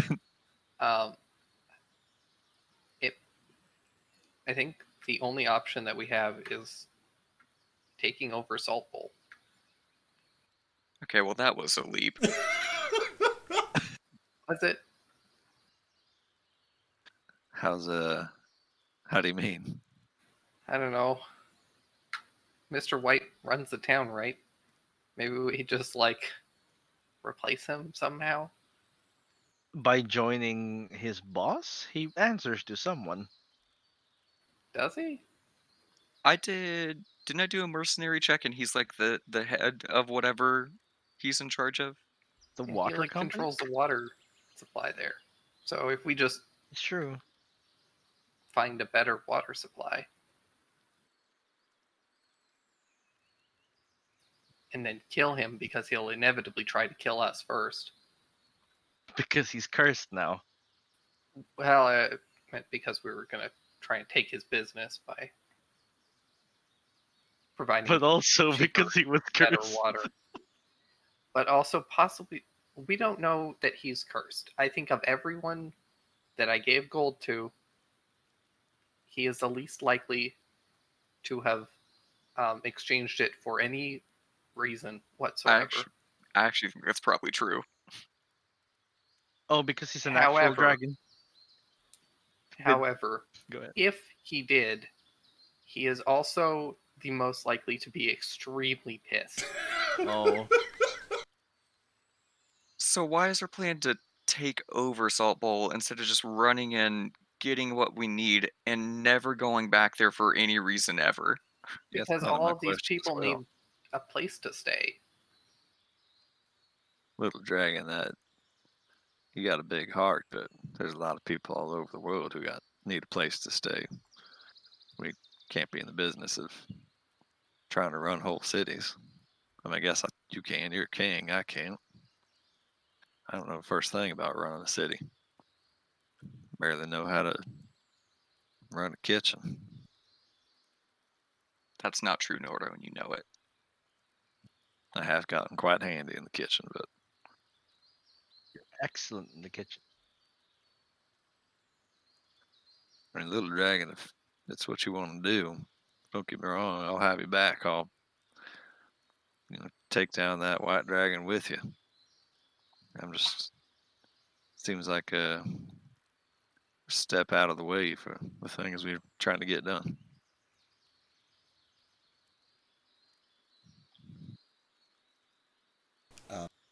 Real quick, just in the interest of kind of figuring out where we're going to wrap things up, because we've got a little time left, but we should try to end soon.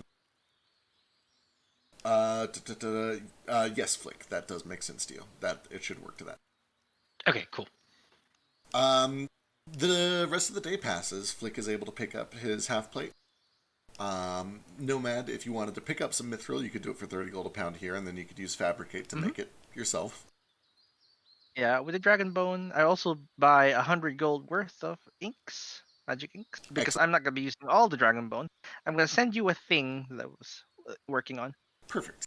Sounds you guys are able to stop by, arrange things with the queen to have her ship arrive at the tree, which will then take your NPCs, whoever you don't want to bring along, over to Salt Bowl, leaving the Sundowner Rex unoccupied and empty, presumably.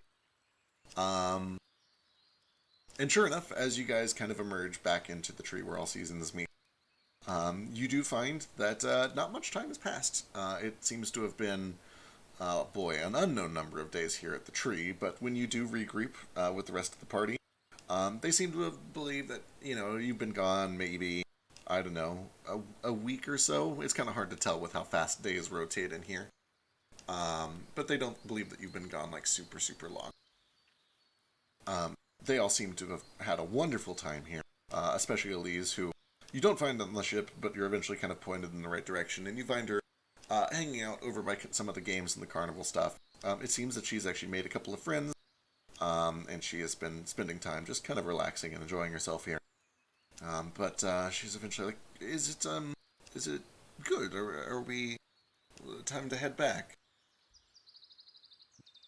Are you you sure you want to, Elise? You could start a new life here. Seems like you really enjoy it. It's nice and all, but no, maybe I'll come back someday. But this place is how to say, when you only eat food that tastes good but is bad for you, it's like that. I think I've probably, and she kind of looks down, and she's probably put on a few pounds. Not a ton, but a little. Did you enjoy yourself at least? I did. This place is very pretty. Lots of fun, good people. Some of them very strange, but good people. Good. I am starving. I have a hag head. Oh, Which one is the most delightful? Which one seemed the smartest? Like, oh God. One of them tried to run, and the other two didn't. one of them cast spells though. I want that one. Yes, that was the what was her name? Started with a B. But yes, the flying one. You're. Yes, Yeah. Boy, I'm not. boy. Yeah, Boyd. Boyd. Boyd. I'll take that one. All right. Let's take her in the back. I wonder what she tastes like. Oh no, that sounded weird. Mm-hmm. Yup. No, 'Cause I do it privately. Still sounds weird. Yep. Okay. still sounds weird, Frisk. Think of your words here. Still I weird. just nourish myself with her brain matter. Turns out there's not a non-weird There way. is no of eating weird someone's way brain. to make it sound non-sexual. I'm Flick. sorry, are we having trouble saying that you can't say I'm going to eat someone's brain in a non-sexual way? No, Nomad privately, can't. Elise, can you go with Nomad and help him talk to Bast so that she'll stop being a dick? Is this about the statue? Yes. What happened? I know you got those feathers that one time. There was a lot that's happened, but I don't care about me. I just want to make sure that anybody I gave gold to is okay. I see. Let me see what I can do. And what does she got? Does she have commune? I think she has commune. She has divination. She's a prepared caster. Can she prepare commune? If it comes to it, tell her that I'll take whatever gifts she's given to other people in their place. If she'll stop fucking with them. But maybe say it in a nicer way. I see. Yes. Not today, but when I sleep, I will get the magic ready to talk to Bast. We're new friends. I don't know how much I can do, but I'll try. Thank you. Flick, what's up? I need to talk to Tapiki. I did my job. You do. Oh, it's true.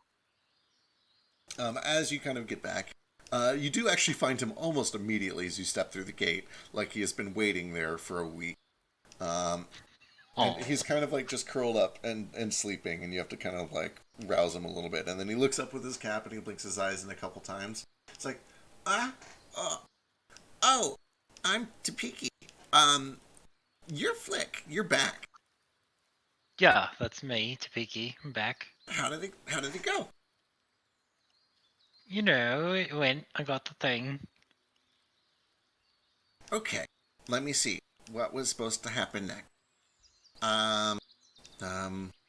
Right, okay, right. Does Dreamies and everybody know that there's another person who wants all this stuff, and they're coming after it? I don't know about that. I don't know if they know Okay. about that. Okay, that's I- fine. I just wanted to make sure that you didn't forget about that earlier. I recommend not letting them take it, because apparently it's very important that you hold on to this ship. Right, I didn't want to give it to them, so it's still here. We're good. Okay. So, apparently there is something on the ship that needs to be fixed or something.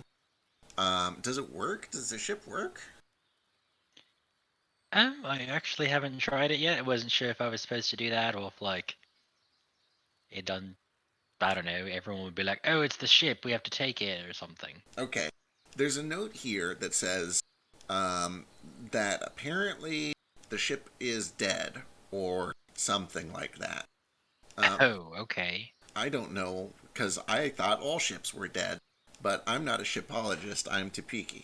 So, instead, it says that if the ship is dead, you can find a way to fix it on the astral plane. And that seems like not very helpful to me, because that's a big place and it doesn't mention anything else. And he like turns the little journal around and it just says, if broken, go to astral plane. And that's it. So, anyway, maybe that is a thing. But then, once you get it working, you're supposed to go to, and he flips the pages a couple times, the Cradle of Creation. Cradle of Creation. Okay. Does it say anything about this star chart in there that I got? And he starts flipping through the thing. Yes, take the star chart, take the ship. Both to the Cradle of Creation. Okay.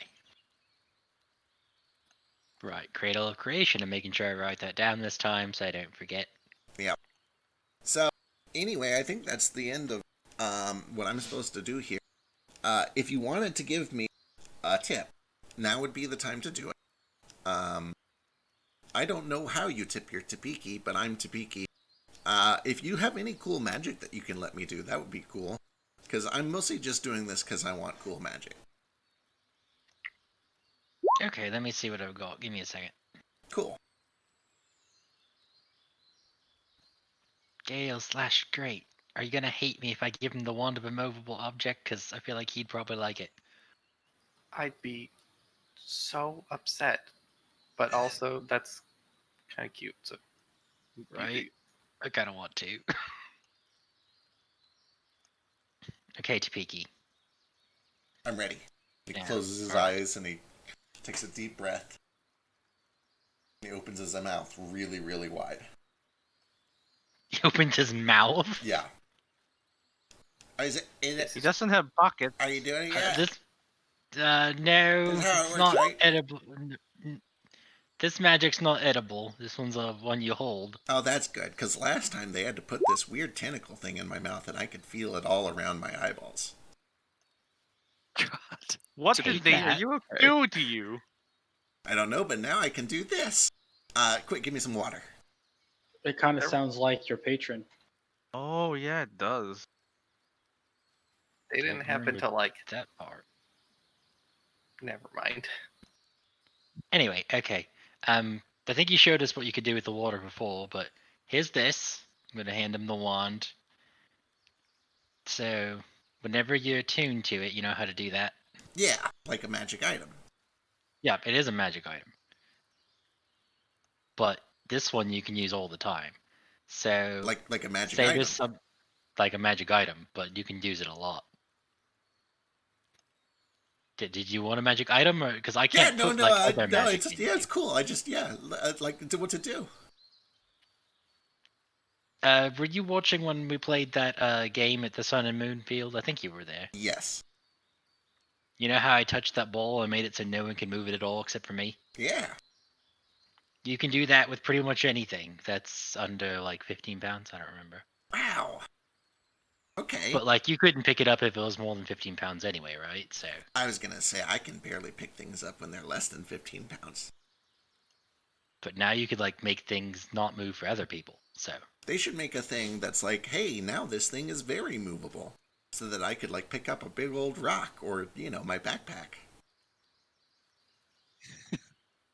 oh, Why I does want to he go have get him a belt and backpack come that back. he can't carry? I want to arm wrestle him. Maybe I can The make him a entire wand body. of movable object. Oh my god. Movable Yeah. objects. That sounds great. I think you want to give him a ring of telekinesis. Dude, I was thinking that's probably it. Anyway, this has been really great, and this is a great tip, and now I have more magic thanks to all of this weird, eldritch nonsense. My mom's gonna be so proud of Right. me. He has a Oh, mom. bet your mom will be, Topeki. You gonna go back there now? Oh no, she'll eat me. Come again? Okay. Moms, am I right? Yeah, this guy gets it. Family. For real. You're technically part of them. I'm You're gonna. wise beyond your years. He's the peaky. Anyway, I kind of want to both insight check this and then also like see if this is something that I know about Does he need his help? kind. sure. This is my first time interacting with Topiki where I didn't think I was dreaming. Does he seem sane? Stable? Give you an insight check. He seems. Fuck, man. He's Topiki. He's Topiki. He's clearly like he's a little naive. He's a little strange. It seems like maybe he doesn't fully understand everything that's like he's coherent and sentient. He doesn't seem like he's like debilitated or anything like that. He's just weird and a little aloof and kind of naive. He's just Topiki. He's just Topiki.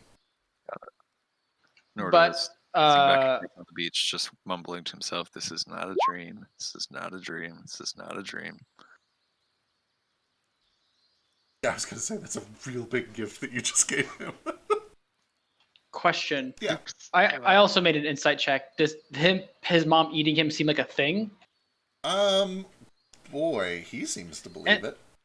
And then can I make a check? I'm assuming, is he considered a humanoid? Myconids are plants, technically, I think. If they are, I'm still gonna make a check on his kind to see if that's something that they do. Sure. What would I make? That'd be either a history or a nature check. If they're not normally plants, they are in my world. You know that they're weird. They definitely have strange, like, life cycles. They don't, like, reproduce normally. It's very possible that, I don't know, you've never heard of mushrooms eating other mushrooms. You don't know if it's, like, literally consume or if there's, like, something else going on there. It's hard to say.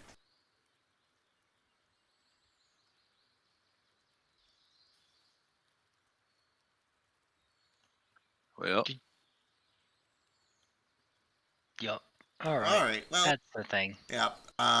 This is awkward because I'm planning on staying here for a little while longer, so if this is going to be goodbye, then you guys are going to have to be the ones that walk away. I think we're leaving soon, but it's pretty good to meet you, Topiki. Maybe I'll see you again. Yeah. Maybe. I've heard that there's a follow-up mission for me too, so I'm sure we'll probably see each other eventually. But if not, remember me fondly until the day that one of us dies. Of course, it'll. I don't know how long you live, but it'll probably be you who lives longer. Most likely. If you do die first, do you want us to not remember you fondly? No, if I... You know what? Don't think about it too hard. I won't. I don't think about much too hard at all, because I'm Topiki. I love him so much. Alright, goodbye. Goodbye. Bye. I'm gonna go this way now and bye, Topiki. contemplate mushroom people. As we walk back towards the Sundowner Rex, can I stop by the fortune teller's hut? Yeah, she's still in there. Hello again. Oh, It's welcome back. been through some things, and it's come to my attention that I was not actually dreaming last time I was in here. Oh no, very real, I'm afraid. Well, that's just the thing, actually. Some of the fortunes you gave me came true in pretty helpful ways. Just wondering if it's been long enough I could do it again. Oh, heavens no. These things move on a rather glacial or even galactic scale. Truthfully, I don't know if I've ever in my entire career done a reading more than once. I mean, apart from the little readings, and she kind of gives you this, I can do those whenever. But the serious readings, the magic tied to that is very powerful and very glacial, like I said. Understood. Well, much obliged. Of course. Take care now. Safe travels. To make sure that we end somewhere so that I know where we're going. You guys have any last minute business here at the tree? Or are you ready to kind of like depart? Two things. Okay. One, which one of my wonderful party members has no bonus actions. Usually, unless I cast a spell. Sorry. Melee characters. Oh, This would be useless I to was you. Of course. gonna say moat, but I think he's got sorcerer shit. I've got Yeah. I think out of all the melee, always use mine. I'm sure Vasu does too. I'd say I think out of all the melee people, I'm probably the least. Like I could flex my bonus actions if I needed to. Yeah. Most of the monk barbarian dudes Yeah, say if I'm not use using like like yeah. monk stuff, then I'm using one of my like touch of death things or the jaws. I've got all kinds of shit I do with mine. Fine. I'll be a healer. It's okay. I over the course of the long rest, I produce 10 very large, like, needles with the big red plus on them Excellent. that are like massive blowgun darts. Oh hey, just as we're walking around here, if I see someone that looks like they're like a material plane traveler at the docks or something, can I just ask someone if they know the date in the material plane?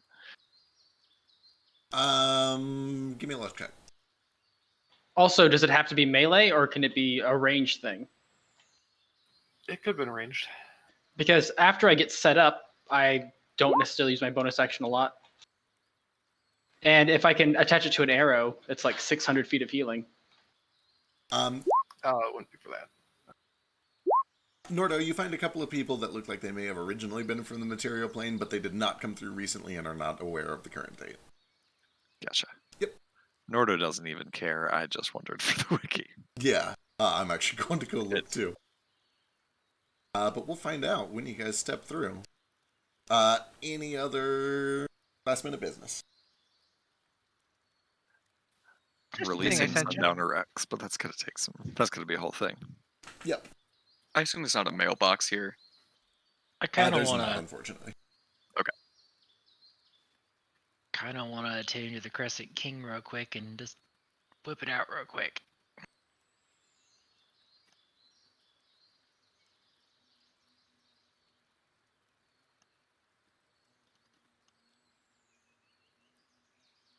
Are you going to do it? Guys, I kind of want to look at this ship. I mean, I have it, and I kind of want to see. Can you put it back in the bottle after you're done? It'll take me like 6 seconds to take it out and 6 seconds to put it back.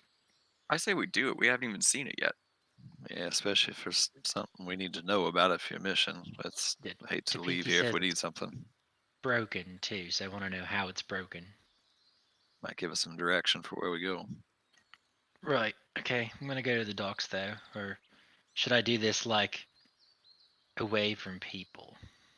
I think the dock seems like a good enough place, inconspicuous as it's gonna be, making a giant ship appear out of nowhere. I think anything is conspicuous here. Sorry, I don't know the word conspicuous. Speaking of conspicuous, you do see that arriving, pulling up next to your ship, seemingly just out of the blue, like it has kind of materialized a few hundred feet away and then arrived, is this beautiful, elegant ship of all white wood with these bright blue and silver sails, and the crest of the Queen of Winter on it. Massive fucking ship, absolutely massive, probably about 200 feet long.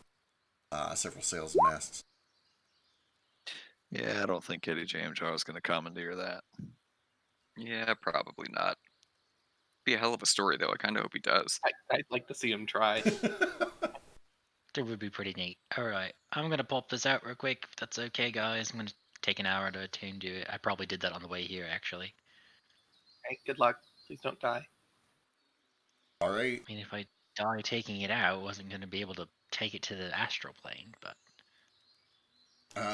You attune and then eventually find an open spot where you're able to uncork the ship. And sure enough, the ship just seems to sort of pull itself like a wisp of light out into the space that is open on the harbor, kind of on the other side of your ship. And it begins to just shimmer until eventually it materializes. And you can see that it just floats kind of eerily still in the air, resting above the water. These sails that are just completely motionless, even as the breeze kind of blows through.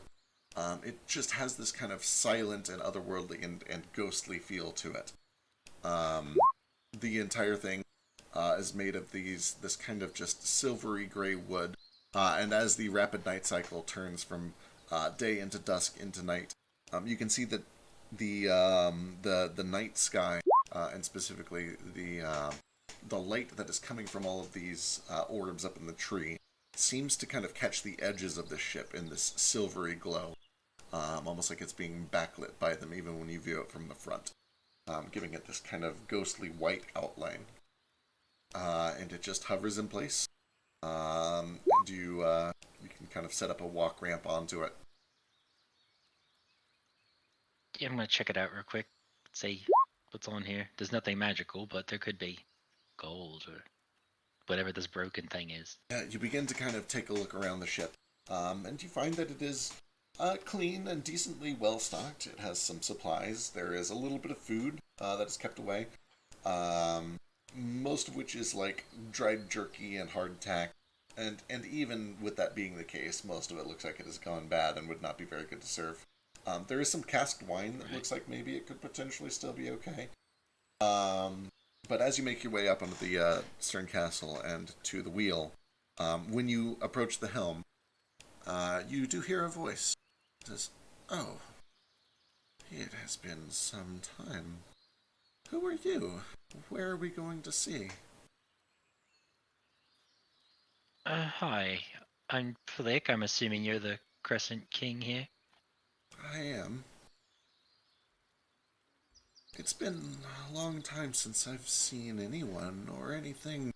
This place is beautiful. Where are we? This is the tree where all seasons meets, kind of in the Feywild. Interesting. I didn't think we were supposed to be in the Feywild, but now I can see why he missed it so much. It's gorgeous. You're not the man who used to fly this ship. You're not the man who made me. Who are you? Right. I'm Flick. Do I have a last name? I forget. I don't think so. No. You have a full name? I do, but I don't want to give everyone my full name. That's weird, especially a talking boat that I just met. We can be on first names basis. That's fine. Yeah, I'm not sure where your previous owner went. But we have some business in the astral plane here soon. I just thought I would take you out and I guess say hello. I do appreciate it. I do feel weak. It has been a long, long time, but it's wonderful to be woken to such a pleasant sight. I'm Crescent, or the Crescent King, either is fine. And Flick, the man who's released me. Thank you. No problem. I do have some questions, real quick, if you don't mind. Of course. Do this is gonna sound weird, maybe, but I guess not, considering you were you. But do you like being a ship, or is that something you'd rather not be? I have faint memories of the time before. I had many hungry children in a cold, blank place. It was beautiful in its own way, but everything that I've seen in this form has been so much more vivid, alive. There are faces and people and sounds. Whatever this is, I do prefer it. That's kind of a relief. I was afraid that you were stuck here against your will and that you'd hate it. But if that's the case, I can promise you to see more. Did you choose Nice to be sights. born? No, suppose I didn't. But you make the best of it, huh? Fair, that's a good point. Like that. Like you. I Think like we'll you be too, friends. Flick.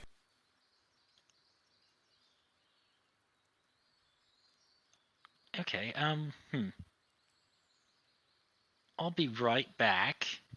Gonna bring my friends aboard, and maybe they can meet you too, or am I the only one that can talk? If they release me, I'll be able to talk to them. But... Right, okay, that makes sense. Okay, good to know. Well, I'll be right back. I'm gonna at least let them see you, and maybe they can talk to you some other time, especially Moat. I trust him with you. Yeah, take your That's about it. time. There's a lot to see here. Oh, this ship is Sure. beautiful. As the elven ship kind of pulls up next to it and starts to moor. Yeah, I'll let Crescent take a look-see, and I'll just go back to everybody else and... Holy shit, Nomad. The world does not I'm want... trying. There we go. Holy fuck, these rolls. I spent so much money. I know. I'm Holy paying for it. Christ. I'm trying to do something nice. But there you go. Yeah, finally on the 4th day, it comes through for you. Let me just subtract all my mana. Right? So we got 50 back. We got. How much did we gain on the day before getting the plate mail? We didn't roll for it, no? Sorry, what was the question? How much mana did we get back on the night when? Oh, yeah, you guys we can roll rested? for it real quick. Nothing. No mana There that it night. is. After all those Excellent, rolls, so we I probably am- shouldn't have let you be the one to do it. Right. That's okay. Let's get them out I mean- now. Karmically speaking, it should have been a 4. That's true. All those True. ones. God I'm damn, scared. though. I don't know if you saw that text up there, Vex, but the other thing I wanted to do before we leave the tree Oh, gotcha. You'd be able to find the green one. You would not be able to find the larger red ones here. The green one you would be able to get for 25 gold here, which you'd know, or Fosu and Gale would know, is a little expensive.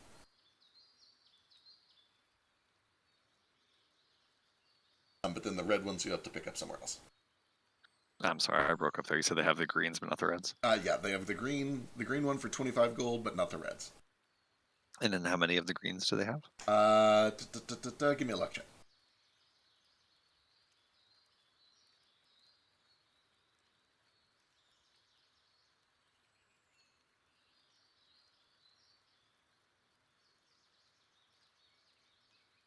Oh, Ooh, excellent. Yeah, they happen to have 6 in stock. terrific. I'll buy 4 of those for 100 gold, you said? Yep. Cool. All right. We'll probably wrap up here. It sounds like the plans are set Sundowner free, and then put most of your NPCs on this elven ship and send them to Salt Bowl. Keep one of them, probably Elise, with you, and then use the carpet to go directly to Salt Bowl. Is that correct? I believe so. All right. Excellent. For the sake of me prepping things real quick, let's skip to the part where you use the carpet, and then we'll rewind and we'll do the Sundowner and the NPC partings. But just so I know what to prep. Right, because this I haven't read has the a rug yet. Could go high variance. It does have the potential to be unusual. You guys... Oh shit, this is plane shift. Yeah, dude, it's I thought it was going to be a teleport. Oh no, it's a 7th level spell. Good I mean, God. I've based it Just on. have level spell. I was expecting teleport, not plane shift, but I love it. I am down for a combination. Heck yeah, let's Variance just in go it get that is I'm sword. happy with it. Yeah, I was gonna say there's things we need Let's to do. teleport to Zuanu's fucking temple right the fuck now. It is also worth noting that this does not require you to be on a different plane, so it can be used like teleport. Hot damn, that's really good. It is once a week though, right? So, Correct. Yeah. yeah, so we can't teleport into Zuwanu's temple, steal the sword, and leave. I think there's some other reasons we can't do that anyway, but I'm down. All right. You guys eventually gather up your crew, and you unfurl the rug. Tell me your destination and your desire, and then we'll roll.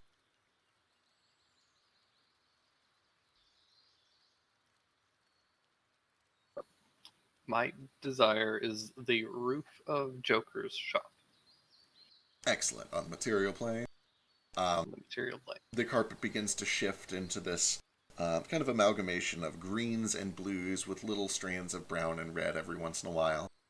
You see mountains and forests and oceans as this swirling pattern just kind of sows and resows itself under your feet until eventually it begins to flash and glow. And all at once, with a blink, the carpet disappears with all of you on it. You feel this stretching sensation in the pit of your stomach. And Gale, give me a d6. This D6 isn't affected by luck at all, is it? It isn't, unfortunately. Hell yeah! Hey! Strongly associated with rest and relaxation. So if there's any particular place nearby that is associated with rest and relaxation, you can pick it. Mr. White's bed.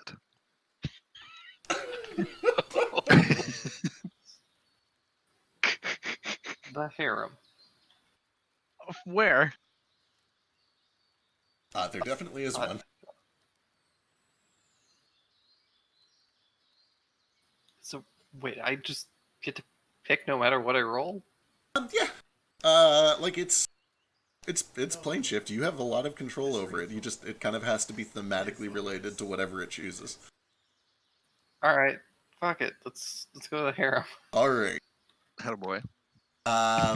There is a blink, and when you guys arrive, you find yourself in this kind of lavish, strongly red lit building. You can see that there are drapes and cloth kind of spread up everywhere. There is the smell of perfume and various incense. There's music playing, but the place is empty. You see that there are several couches and beds nearby that are empty. You can see that the place is lit by magical ever-burning torches, but there are no candles lit. No signs that anyone is in this building currently. As we're floating through interplanar space, and Gale's like, fuck it, let's go to the harem. Ordo looks down at Ace and is like, what's the Orcish word for harem?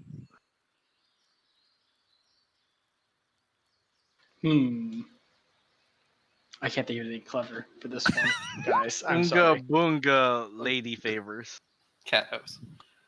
Punga cat house. Oonga booga fuck house. Tabaxi house. Like, that's better. Holy fuck, guys, this rug has room for 17 more volume. Jesus. Yeah, that's why this thing is so expensive, is because this thing is only 4 volume. Fucking insane. As you guys... Now I just need to rob fast again, get a second one of these stones from Right. the queen. This stone had like a title. It was like a proper noun for this stone. Oh, yeah. She had a name for it. I forget what it is. As you guys kind of get your bearings, you do see that there is a balcony, and there is some daylight pouring in from the balcony. But there's also a little bit of an unusual sight as you make your way over and look around. You do see that you are in Salt Bowl. You are down in this kind of recessed area. You recognize all of the buildings, as well as the fort in the middle of town, with the large kind of spires poking out from it. You can see that there are a lot of airships present nearby. But you can see this glistening coming kind of in all directions around the rim of the cliffs that go up to the main salt flats. And you realize that this glistening is not just salt being blown over like happened a few times while you were in town. It is heavier and it is more constant. You realize that there is water pouring into this city from all sides of the salt flats. Just a slow, steady trickle of water that is kind of pouring into the city. And as you look down, you can see that you're on the 3rd floor of this building, and the city streets are covered in a couple of inches of water. People are kind of sloshing around in it. A lot of them have put on boots or makeshift gear. Some people are riding horses through town.